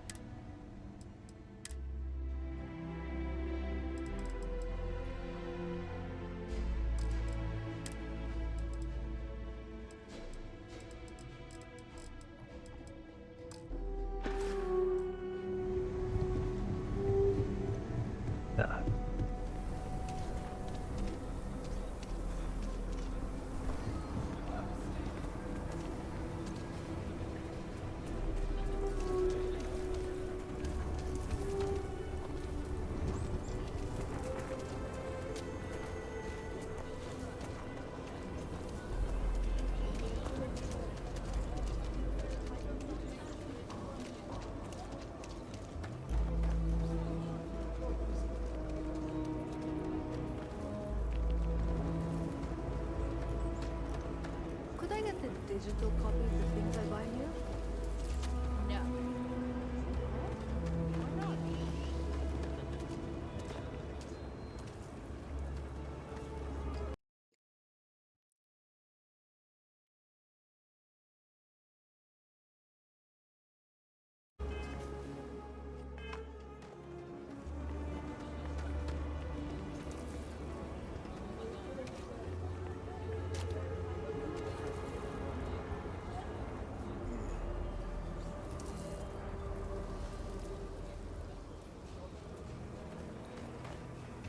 Oh yeah, Moist Critical posted a new video earlier today Used to be an that I action have movie. not Now watched, look. but purely based off the title, You might want to watch it. It is Pickup Artist Lets Wife Watch His Videos. Huh. I'll check it out.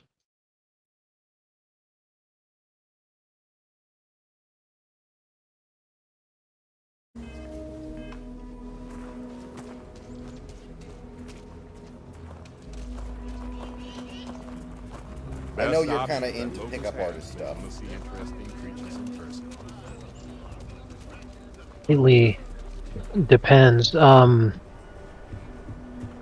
definitely like the old school guys, especially as pertains to Takes how they've everything I got. changed throughout the years.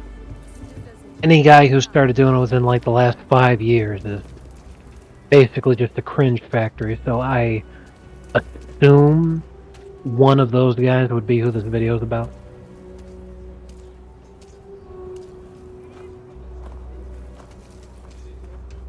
I just need a real chance. But there's too little opportunity. And it's hard to compete with native freestyle. Job. Maybe for you and a couple buddies. What? Aggies. Sam warned me about this place once. Don't remember why. Oh well, we'll figure it out.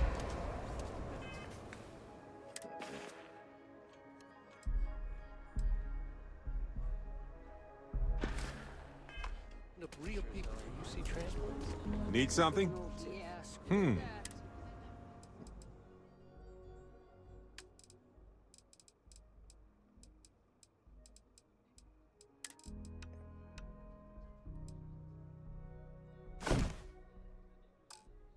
Restart takes care of their own.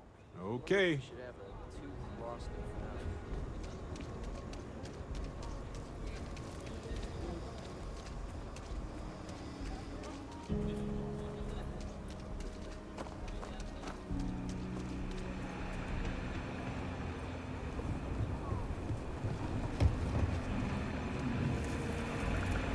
found. Over there. Tourist?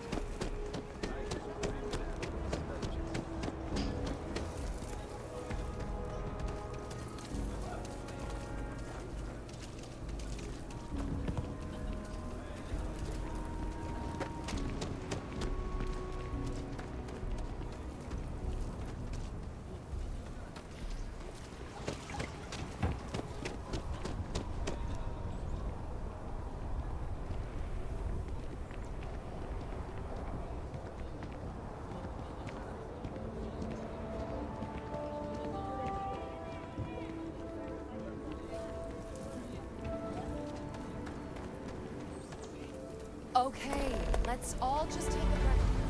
We all want to I do not care about your side quest shenanigans, people.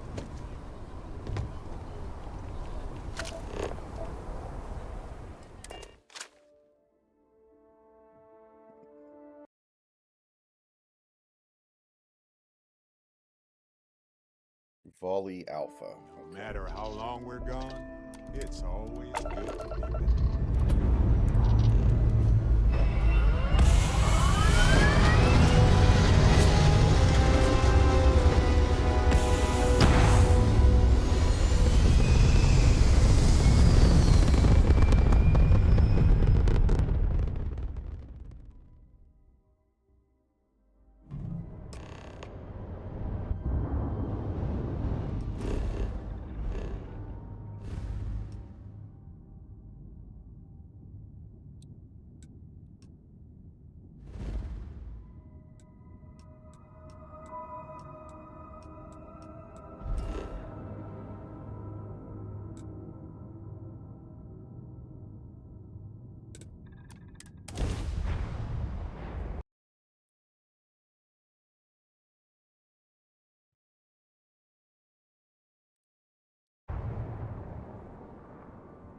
Hey, Reunion Industries you is might looking want for the this. young, bright minds of the future. Apply today. Maybe. Need something? You got the money.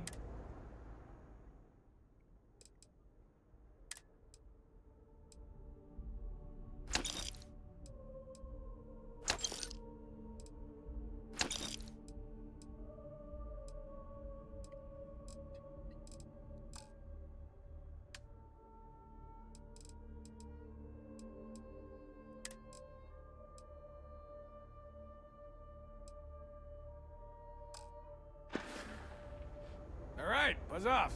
I'm busy.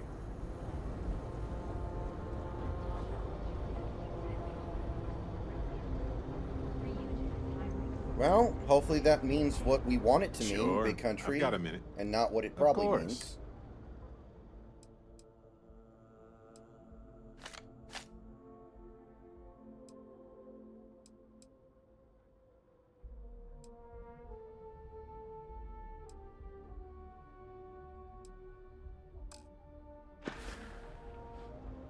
Mm-hmm. If it's too hot to hang, then here I thought you were just...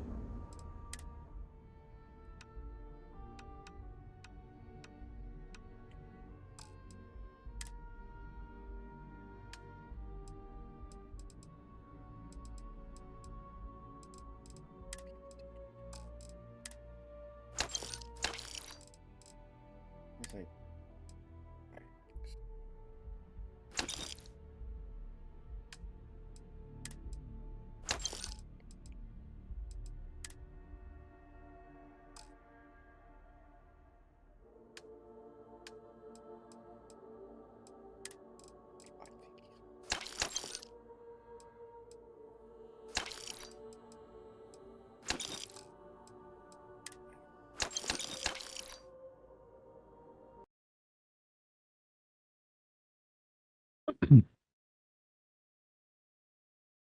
Neon Tactical.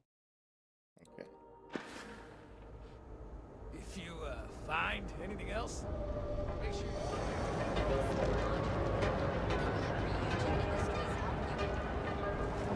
Loved to hang around here as a kid. Now I realize how dangerous that could be. If you're Let me ask you this.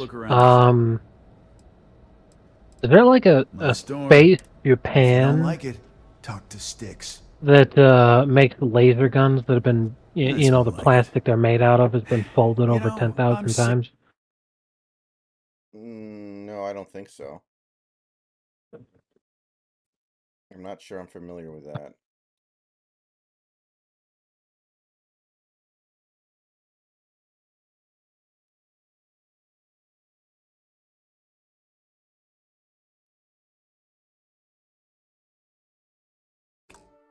And tired of people.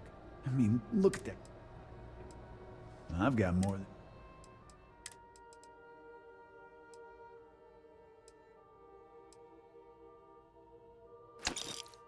I like how the guy you're talking to is so pathetic that as you were talking to him, you got a pop-up in the corner of the screen that said you've gained self-esteem. It's like I'm talking to Boogie. Exactly. Like, man, I feel way better about myself right. now. Get out of here. Jesus. Okay. So, Based. let me see here. I got a decent amount of health now.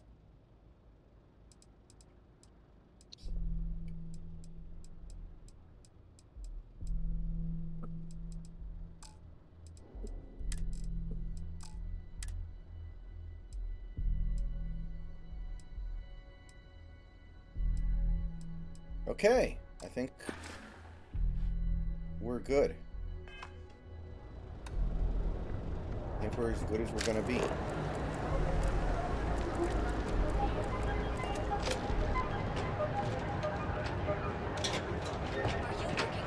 What's new? Can I carry that for you?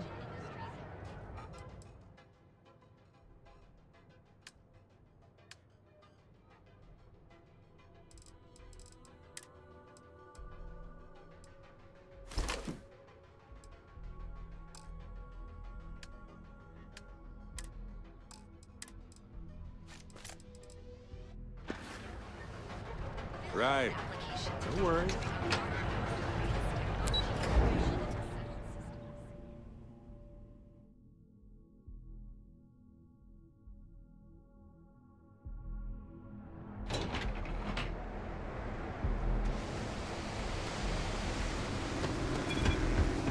I heard there's shortages over at Reliant Medical. Not great. Doc Manning better get his act together before the place shuts down.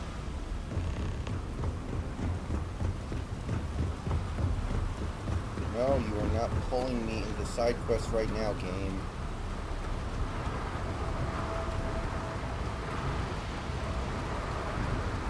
can't imagine we have the assets to get Soto anyway, unless you're like, I guess, trading pitchers, which doesn't seem like the Jerry DePoto way.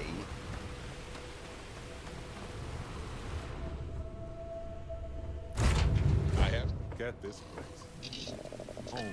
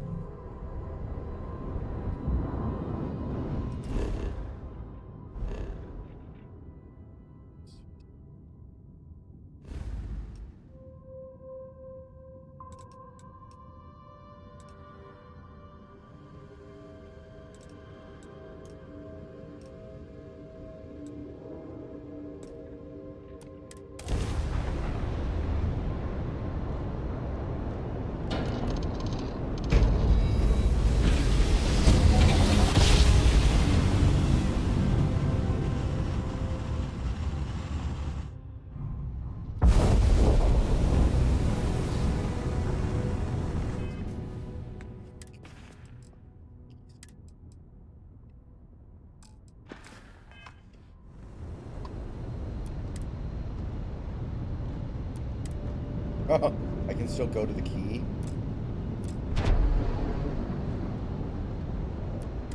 Can I dock with it? Yes, I can dock with the dead space station. That's fun.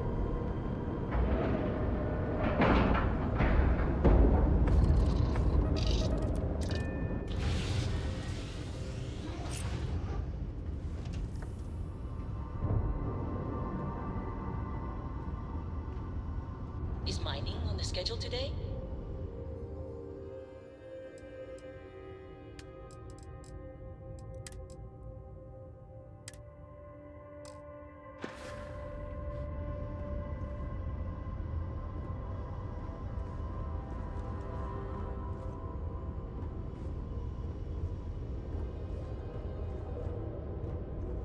Everything's 5 by 5, Captain.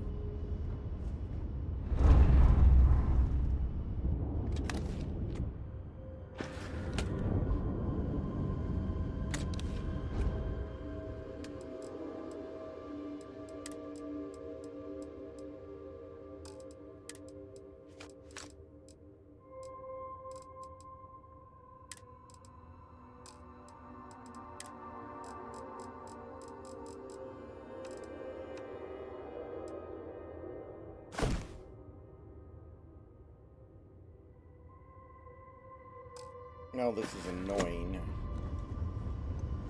Hello. Okay, well. If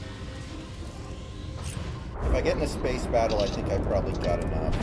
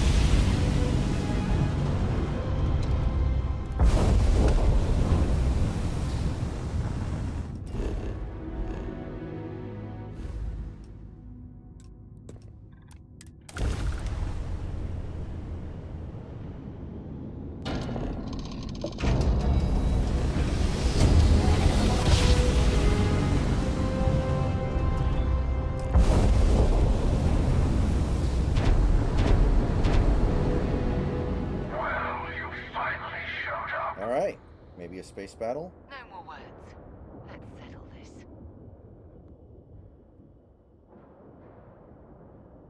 A fight in the heavens themselves. Yeah, okay. What more could we ask for?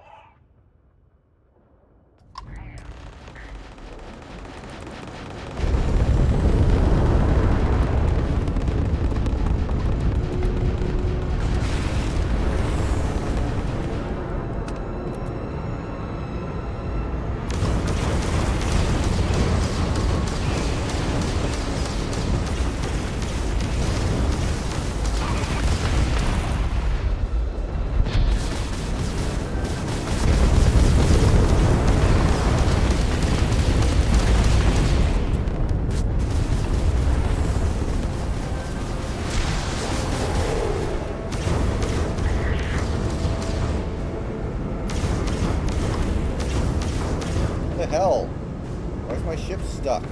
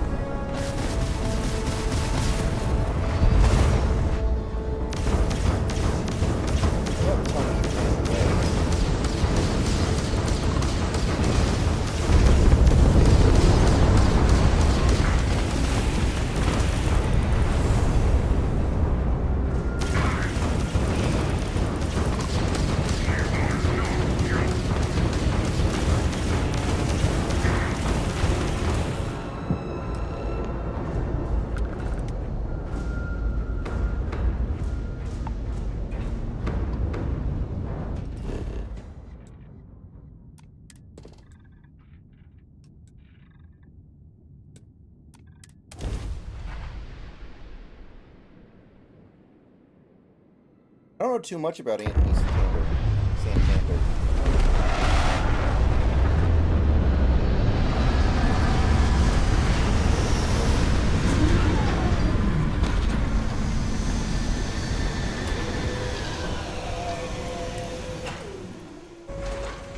Oh, good thing I upgraded my ship. I don't think what I just did happens successfully. Let's get out there and do something. Go ahead, we have time to...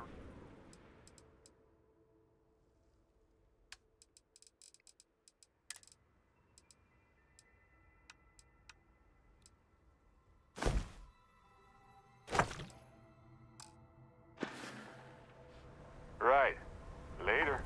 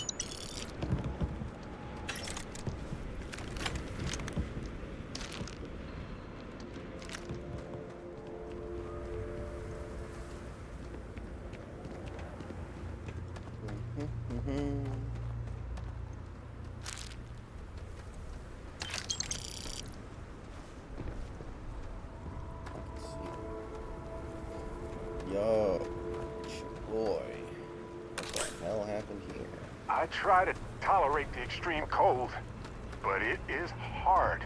How do you even feel the cold? You're in a spacesuit. The cold should have no effect on you. I thought that's the point of this awareness. Well, this isn't gonna last long.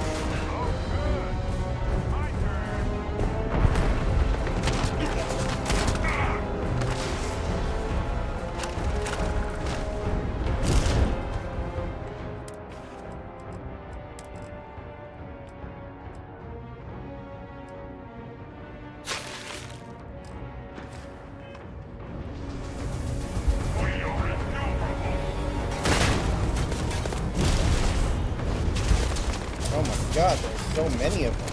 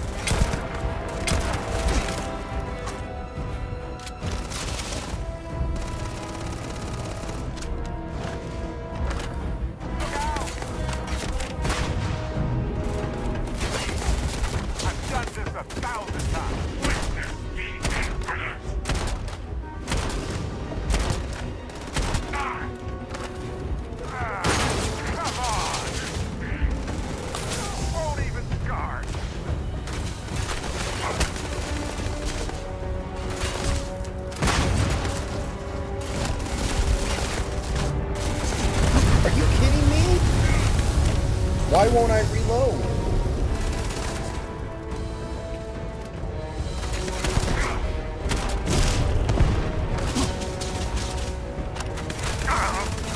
Quit it.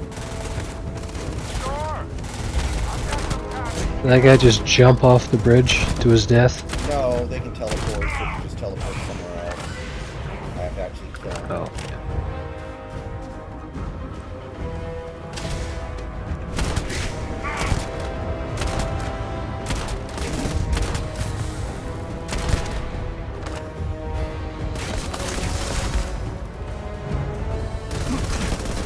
God damn it, this gun never reloads like a normal gun.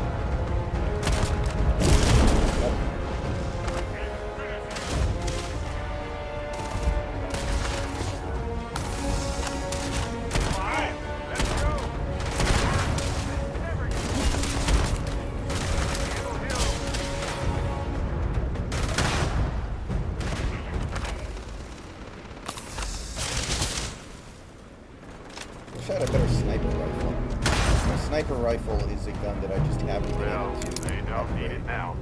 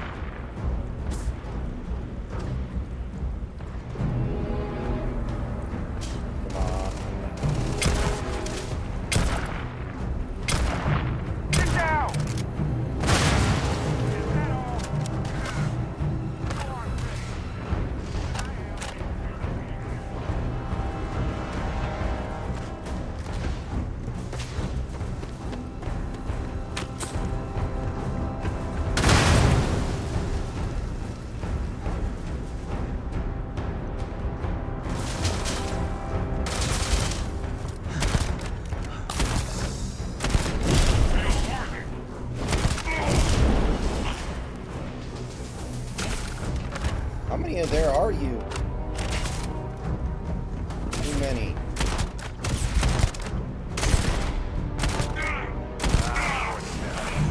Much better. No, I think Rogers...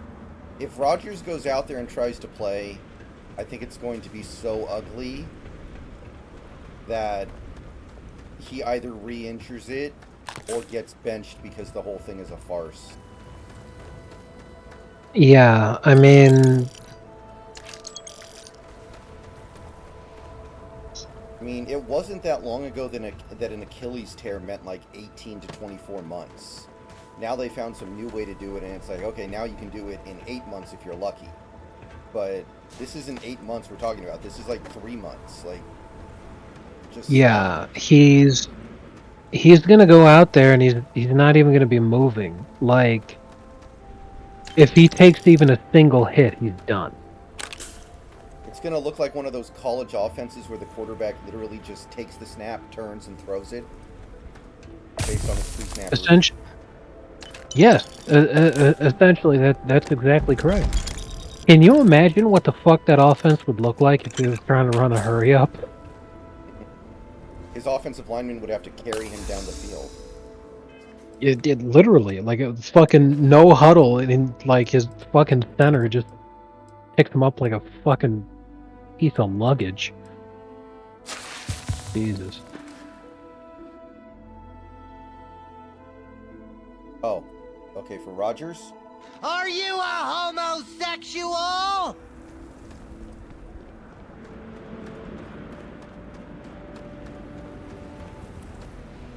Yes. Oh man. He's got to be the most famous closeted athlete of all time. What about LeBron? LeBron's not closeted. When you think about it, I think the only person who was more closeted than Aaron Rodgers was probably Norm Macdonald. Was a deeply closeted. I love when he said that shit to Conan, and Conan thought he was being completely 100% straight up and didn't realize he was doing a bit.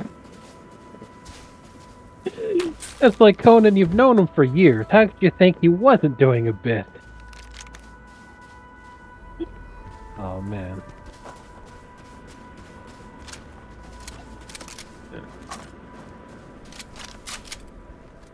But 9/11 was a national Big Country, tragedy. don't laugh at 9/11.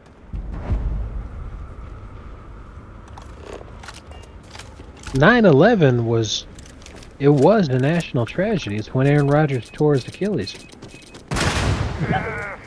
Had worse. Oh man. There's this one Norm joke. Some people started telling a lot more after he passed. Was well, you know, death runs in my family. You know, my father died, my grandfather died, and you know, I'm not entirely sure, but I have to believe that my great grandfather died too. No problem.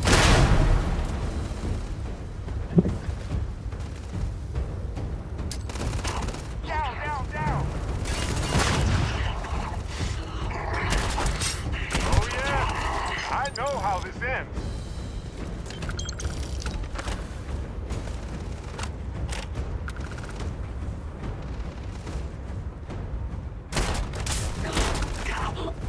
Arise! Defend the temple once more!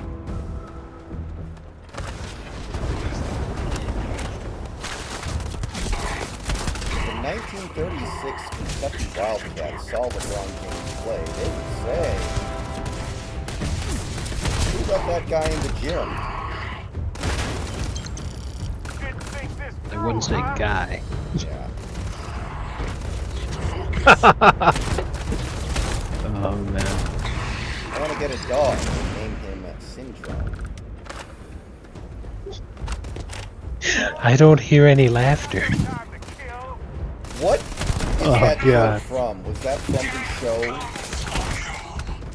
Or was it from something earlier? Which one? The dog named Syndrome. That was Adam Egget was reading off the things when they were doing the podcast. Who was the and guest that for no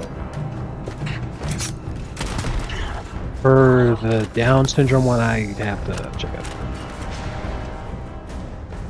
I'm like, I don't know offhand because I don't know the name of the old guy that did that one, but that was my second favorite, obviously behind Funkhauser. But when he was, I don't hear any laughter. That was fucking amazing.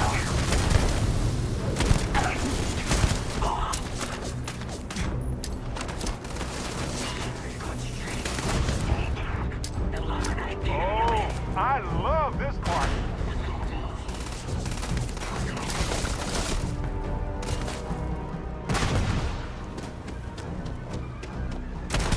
That was Kevin Neal was the guest on the Down syndrome joke. I'm not terribly familiar with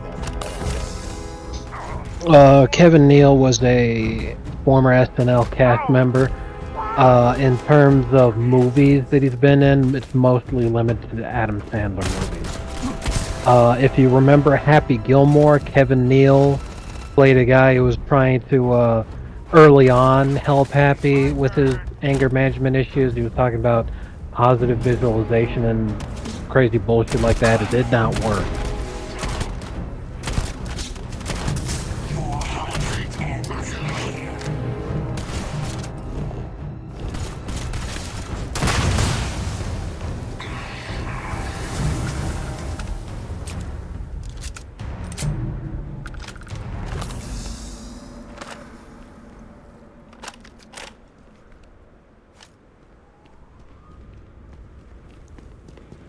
Okay.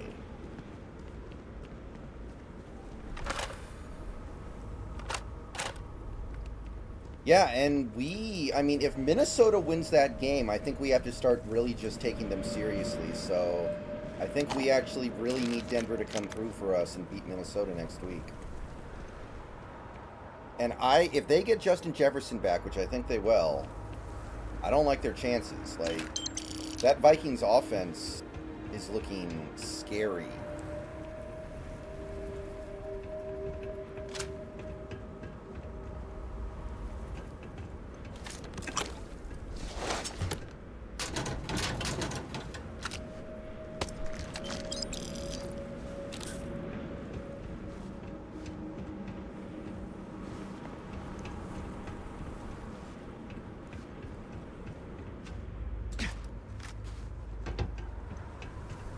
Hey, do you remember when Kanye West was on Alex Jones's show?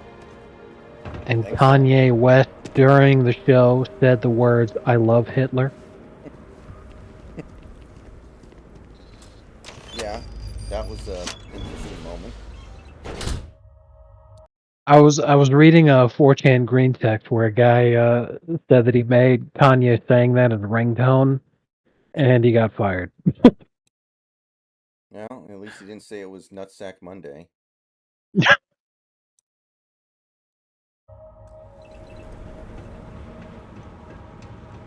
Hey boss, check out my new ringtone. I love Hitler. It's Tuesday. You're fired.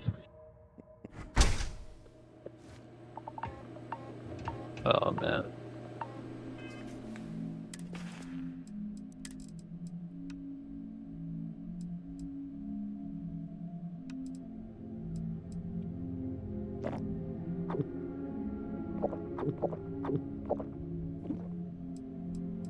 You know what's funny is with games like today where the Broncos actually win, their fan base actually retroactively becomes even more pathetic.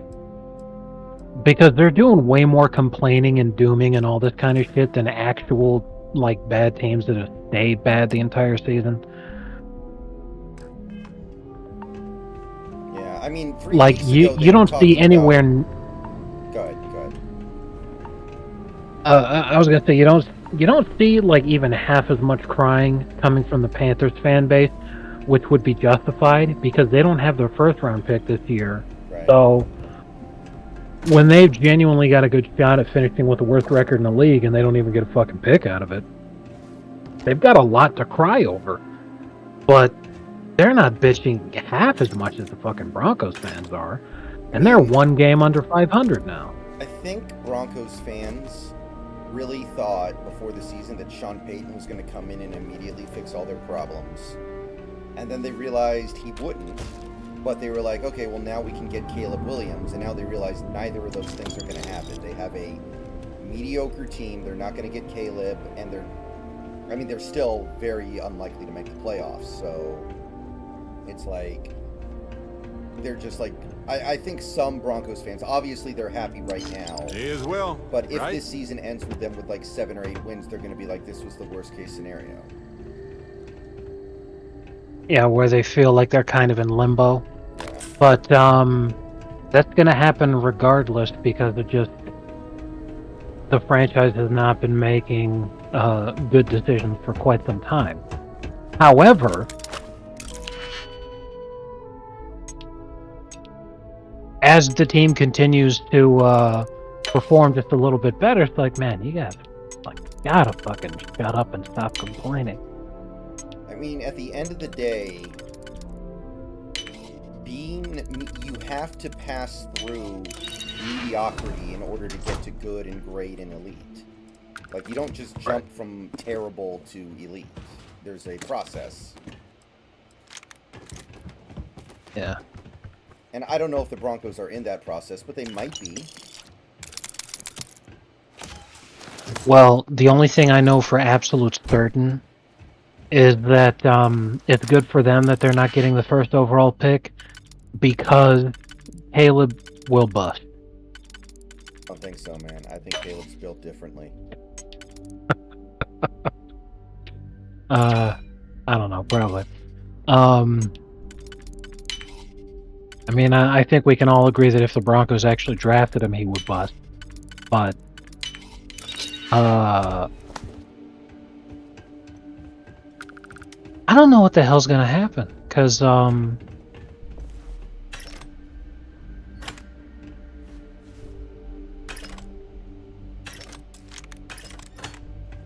there's so many different teams that have the opportunity to have, a pick high enough to make a run at them, but it makes you wonder, would they?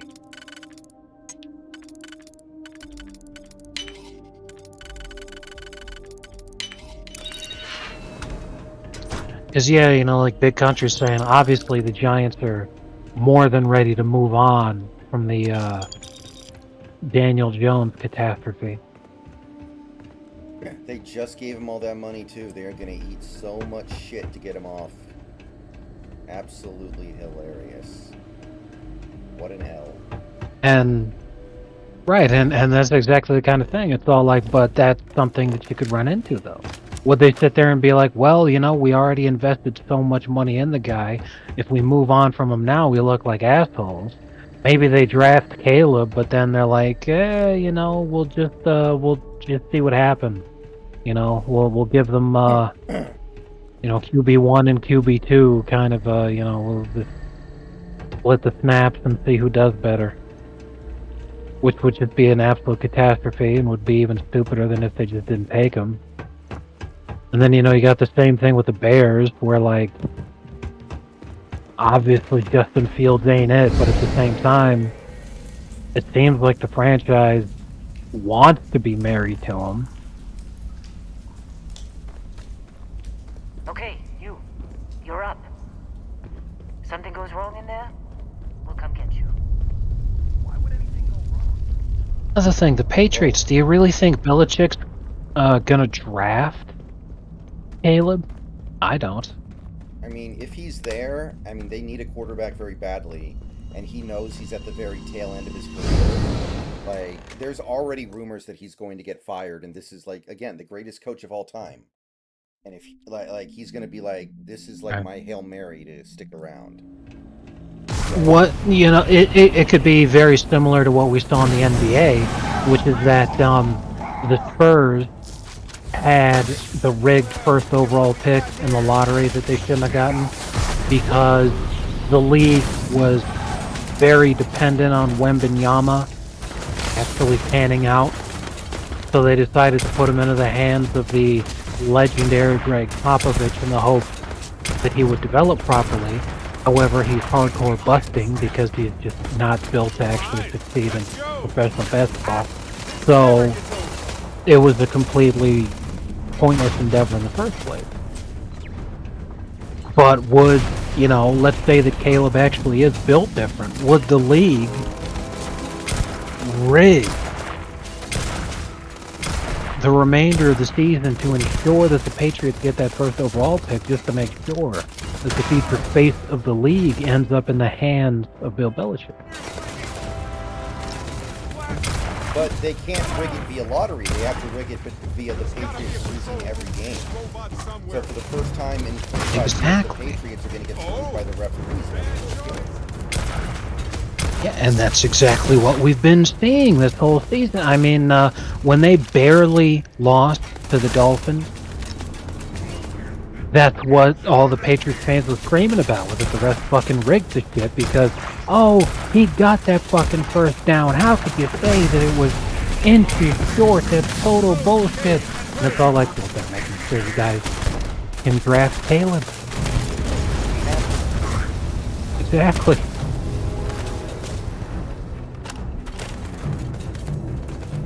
Pats have been getting fucked by the refs this whole season. But it's not because they've been bad calls, it's because the team is bad, so they're making bad decisions. And playing badly.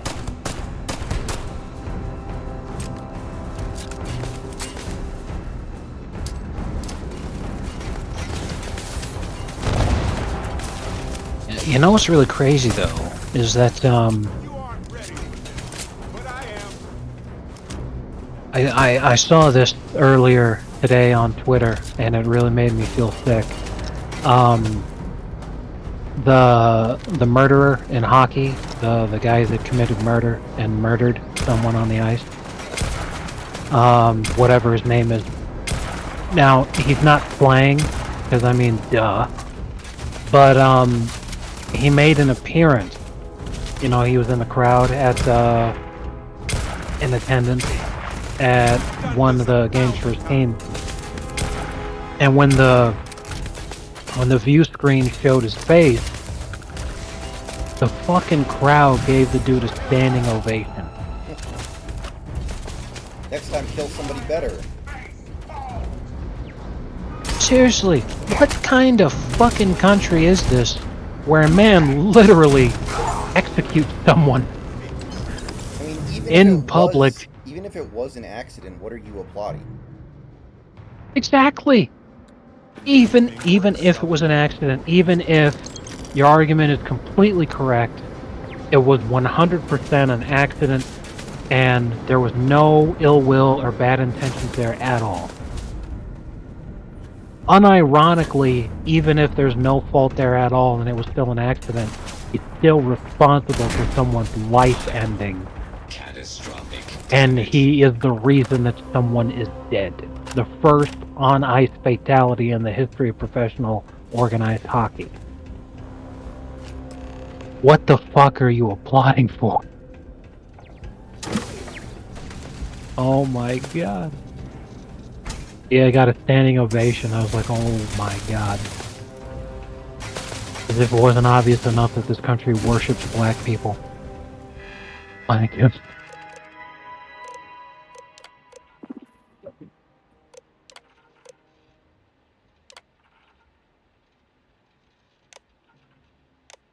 I mean, think about that shit. Think about if fucking somebody was dirty as hell like Vontae's perfect. Like, what if he just picked somebody up and then slammed him down on his neck purposefully so that fucking breaks the dude's neck, he just dies immediately.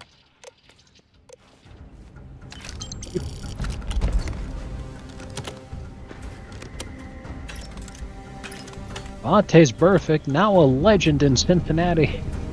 He'll never have to pay for a drink again. Straight up murdered Antonio Brown. I mean, in a way, he basically did anyway. Yeah. Jesus.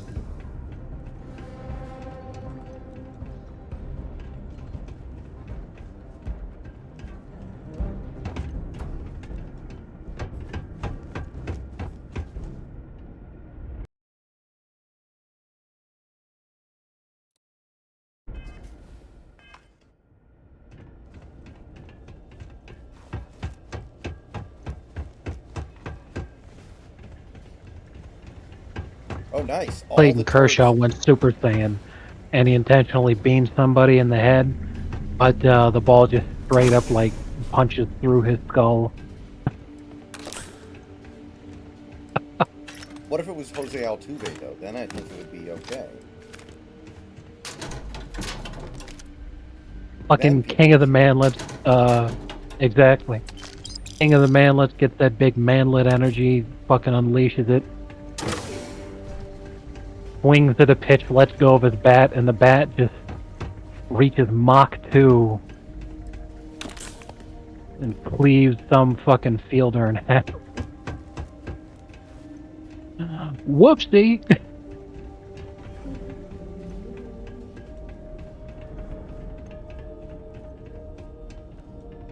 Man, my calf is still tender as hell.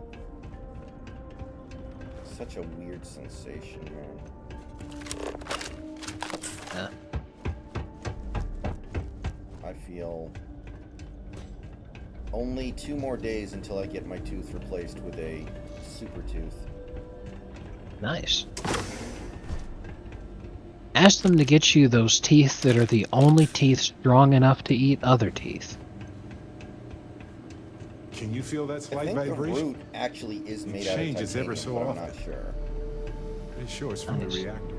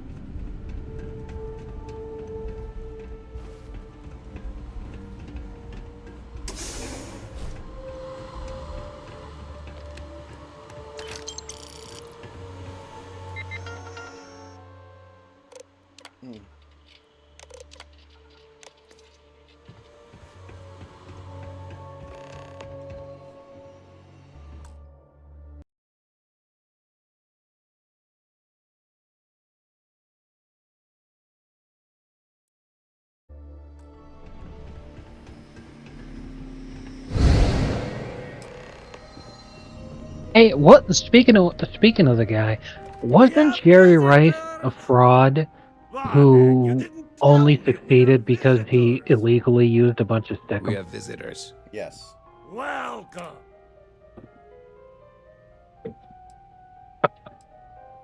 I'm impressed. How did you...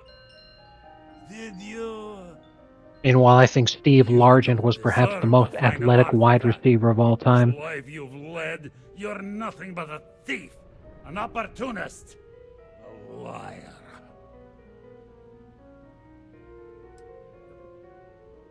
Such a limited understanding of reality. You think you have a right to the infant? Oh, really?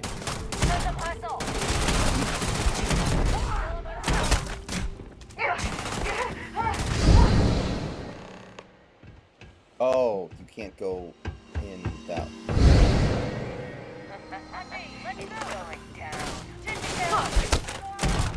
You know, I just looked up Steve Largent on Wikipedia because I was gonna make a joke about, do you think Steve Largent could get elected mayor of Seattle? On his fucking Wikipedia page, it pointed out to me that yes, he was a member of the House of Representatives from Oklahoma's 1st District in office from 1994 to 2002. Yes. Great. The answer is yes. And he ran for governor of Oklahoma in 2002. He easily won the Republican nomination and resigned his House seat to devote his energy to the race. He was initially considered the overwhelming favorite against the Democrat State Senator Brad Henry. However, he lost by just under 7,000 votes. Oh, it was rigged. I mean, in Oklahoma, that is kind of sus. Like...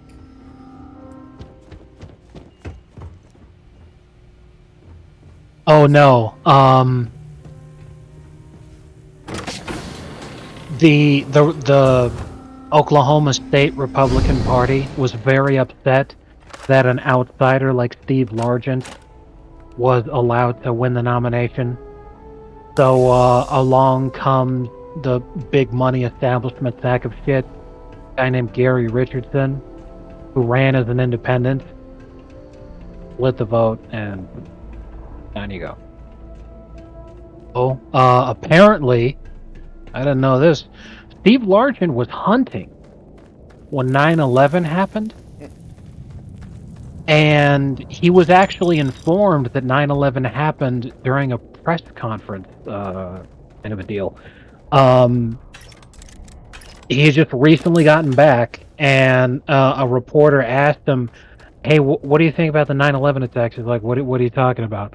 So then they explained what happened to him, and his response was, "Bullshit,"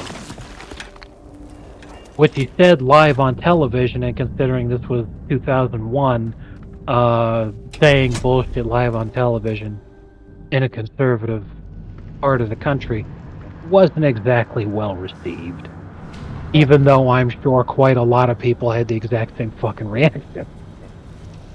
That's pretty funny. Yeah, seriously. Could you fucking imagine though? Like, you're on vacation, you know, out in the wilderness, completely separated from civilization. You come back, and then you find out that Aaron Rodgers tore his Achilles.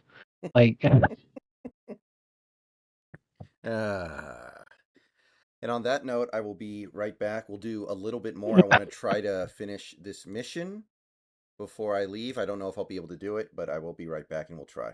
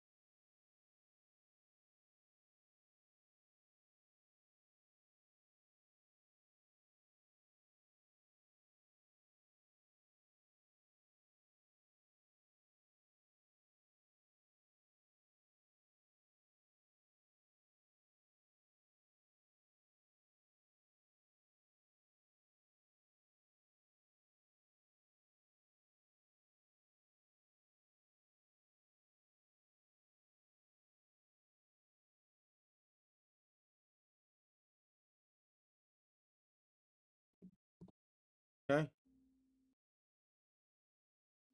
Let's get it.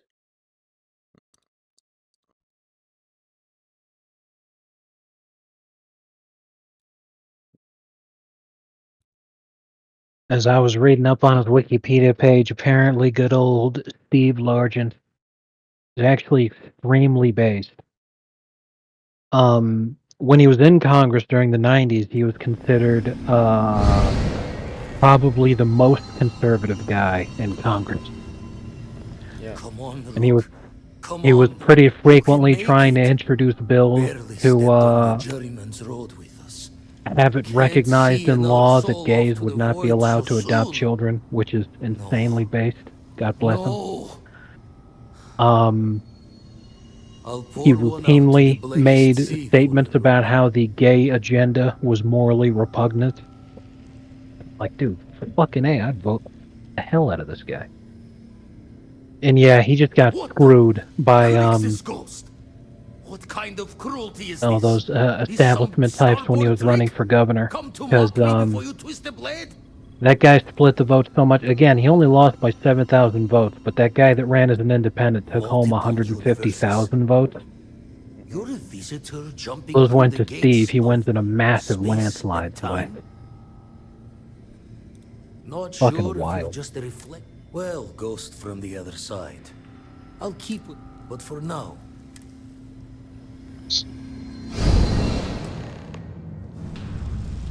I still remember David Tyree saying that he would give back the helmet catch if it meant that gay marriage was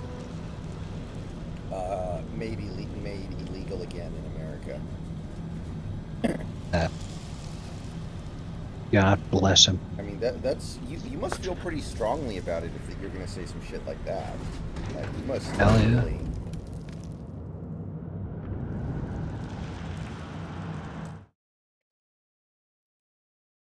I'm pretty sure it was David. I thought he got both feet in, but it was very close. Obviously, I was a little surprised it got overturned because it was so close, but I'm pretty sure he was in. So it's one of those things where it's not beyond any shadow of a doubt, but it's beyond reasonable doubt, so you go with it. I don't have a problem with it.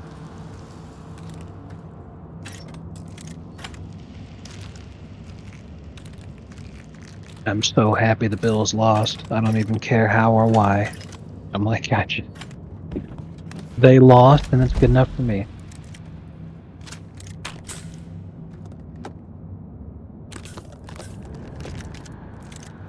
And how retroactively funnier it becomes at all those people saying, well, you know what, the Dolphins can't beat a good team. And it's all like, well, you know, to be fair, the only good teams we've lost to are the fucking Eagles and the Chiefs. That's pretty good. Oh, man.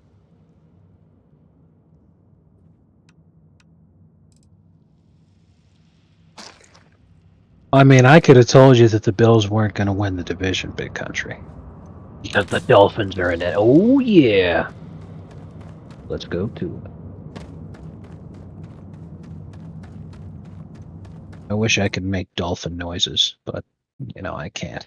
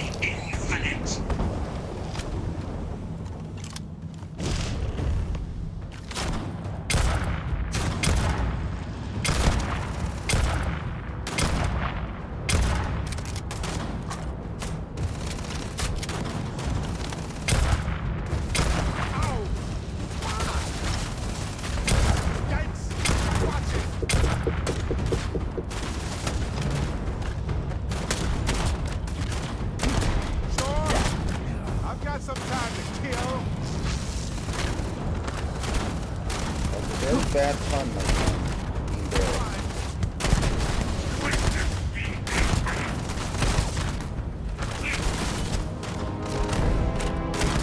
Who? My partner just said, I have time to kill. Because he's saying, like, I have time to kill, and I have time to kill people. Yeah, Scarecrow Bar, we were talking about it the other night. I did watch the Boogie doc. It's very good, actually. Extremely well done.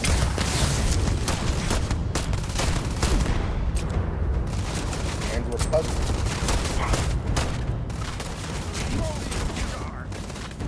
Oh man. I read that in Scott Steiner's voice, and he's talking about Samoa Joe.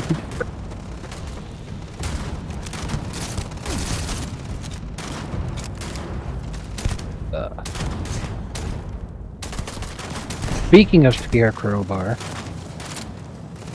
if you were the one complaining about how my headset made me sound like I rooted for the Bills, what do you think of my new headset? Honestly, there's not that big of a difference between EDP and Boogie at this point. He is dating a 20-year-old, and there are rumors that he groomed her before she was 18.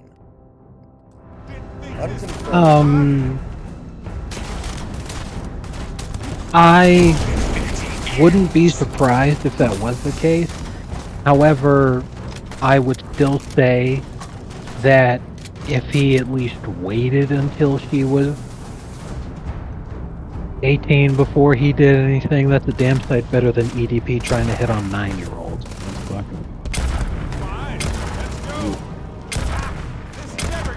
In the documentary, the girl he's dating says it's the best sex I've ever had. Wait. Oh my god. Well, first of all, that's disgusting. Secondly, she probably hasn't had sex with very many guys in general.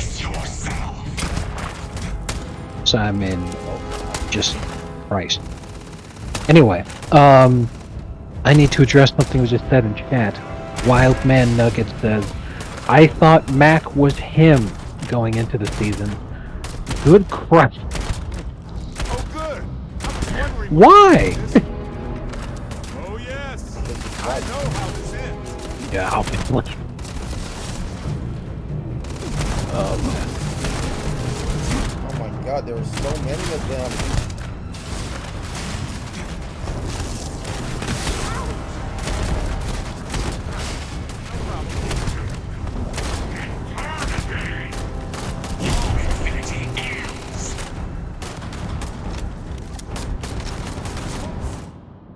The sex worker that had sex with Boogie said she couldn't find his dick. So there's no way sex with him is good. Yeah. No, it's that not makes Scarecrow sense. Bar. No, it's not Scarecrow Bar. What are you talking about? Yeah, you do realize that I can listen to the stream and hear my own voice. I would know if I sounded like I was sounding earlier.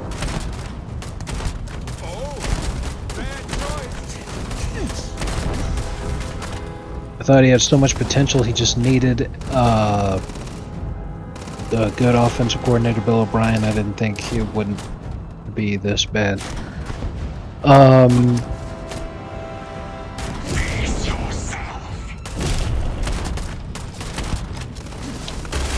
When it comes down to it, if you make the NFL at all, you have talent.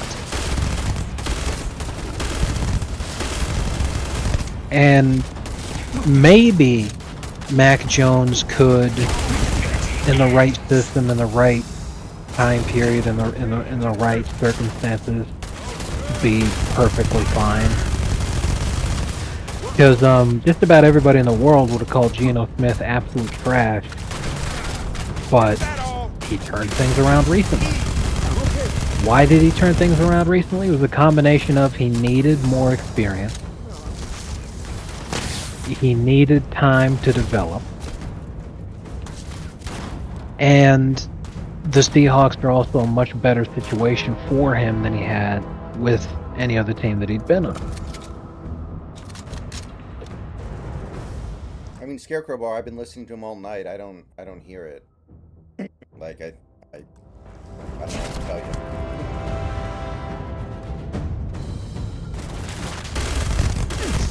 Face yourself. Anyway, the point is, Mac could very easily have a situation where he's able to do all right, but now's not the time.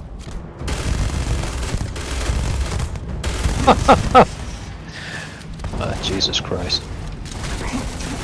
That was one of my favorite racist jokes I've ever heard. Folks, I'm so white during the riots, I went out and bought a television.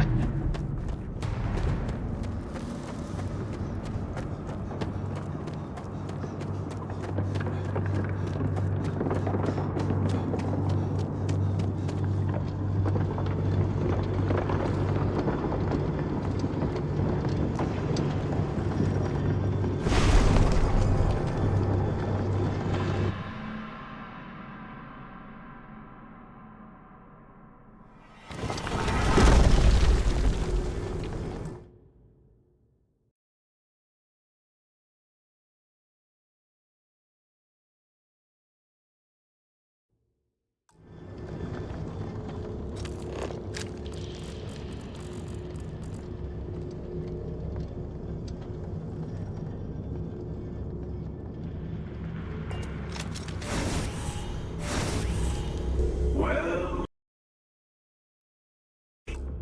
here we are, ready to kill each other for the artifacts. As always. I'm sorry it's come to this.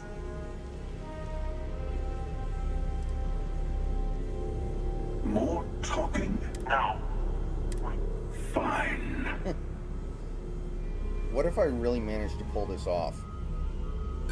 The power vacuum you would create over getting to the Unity would be worse. A better future. Huh. You want me to give up? Like Aquilus? Oh well, we tried. Not to be blunt, but that felt a little pointless. I'm also unconvinced. This can only end one way.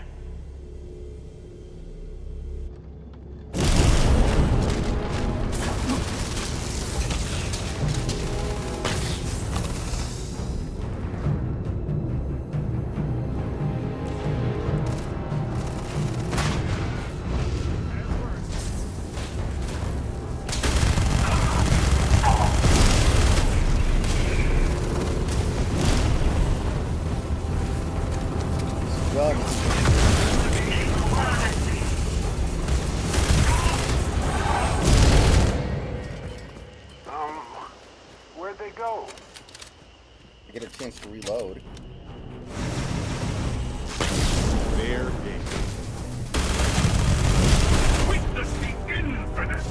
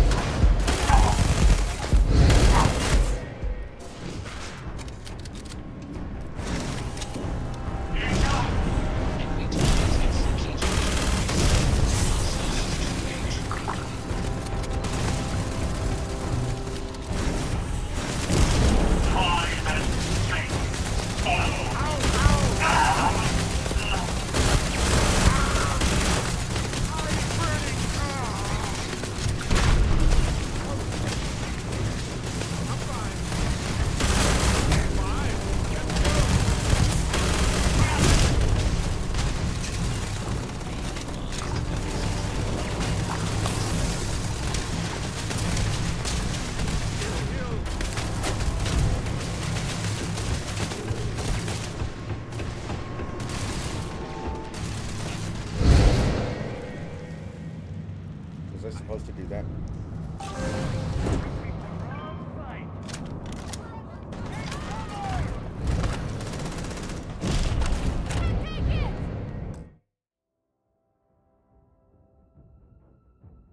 Yeah, it's true, but that's caused by the defensive back getting beat so badly that he has to sprint to catch up.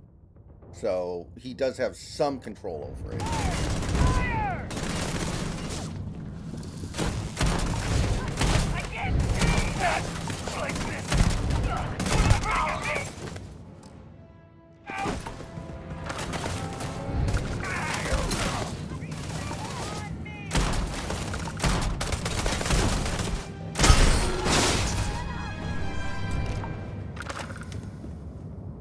Can you imagine for a minute if DeMar Hamlin was the one who fucked up everything for the Bills, like, during the end of the game? Like, imagine if DeMar Hamlin is the one that committed the pass interference, and DeMar Hamlin is the 12th man on the field. Everyone's like, why the fuck did you put him back in? It's still like hilarious comments on Twitter, all these Bills fans coming out, man, I wish you'd fucking have a second heart attack.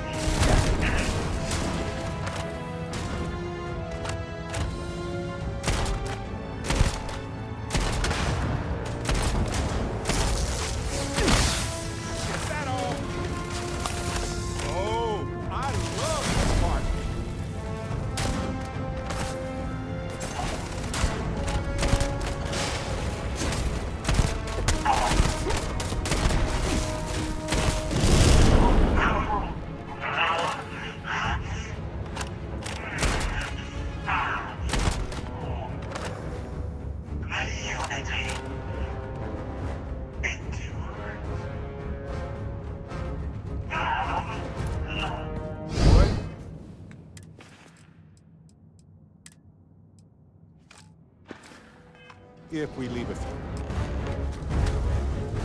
Oh, wow. Learn so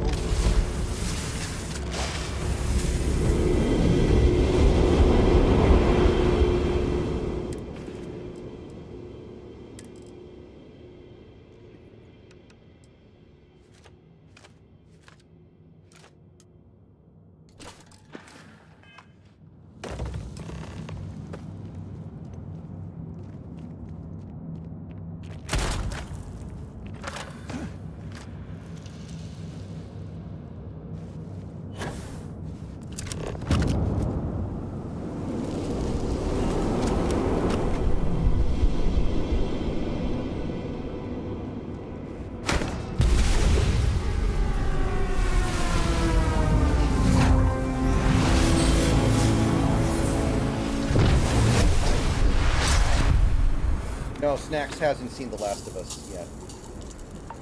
The TV show. No. Ooh. Yeah, I'm not gonna watch it. XP, baby. Baby, let's go. Alright. Not sure how the Bills can get back to being contenders outside of Josh Allen reducing his turnovers. In all seriousness, they just have to stay healthy. They are a very injury-prone team, and it constantly derails their season. Yeah. You know, you can. And this year, those guys are not coming back. Tre'Davious White, Matt Milano, and Daquan Jones are out for the year, so there's nothing to be done. Exactly. So, it's a completely valid criticism to criticize Josh Allen on his interceptions, and people do need to be criticizing him for that. However, him throwing a ton of picks is not the reason that their season's falling apart. It might stop them from being able to win winnable games like this game against the Broncos, but the only reason that they didn't have a chance in the first place just blew the Broncos right out of the water is because of how fucking injury mauled their team is. Alright, guys, so there's one mission left, and if I'm reading this right, it's a very short mission that doesn't really have any difficulty to it. It's just you do a few things. But I'm not going to do that tonight because the credits for this game are probably like 800 hours. So we are going to come back tomorrow night and do a shorter stream to finish the game off. So, thank you for coming out. I'm going to run some ads and then turn the stream off, and we will do this again tomorrow after the Hawk's Nest stream.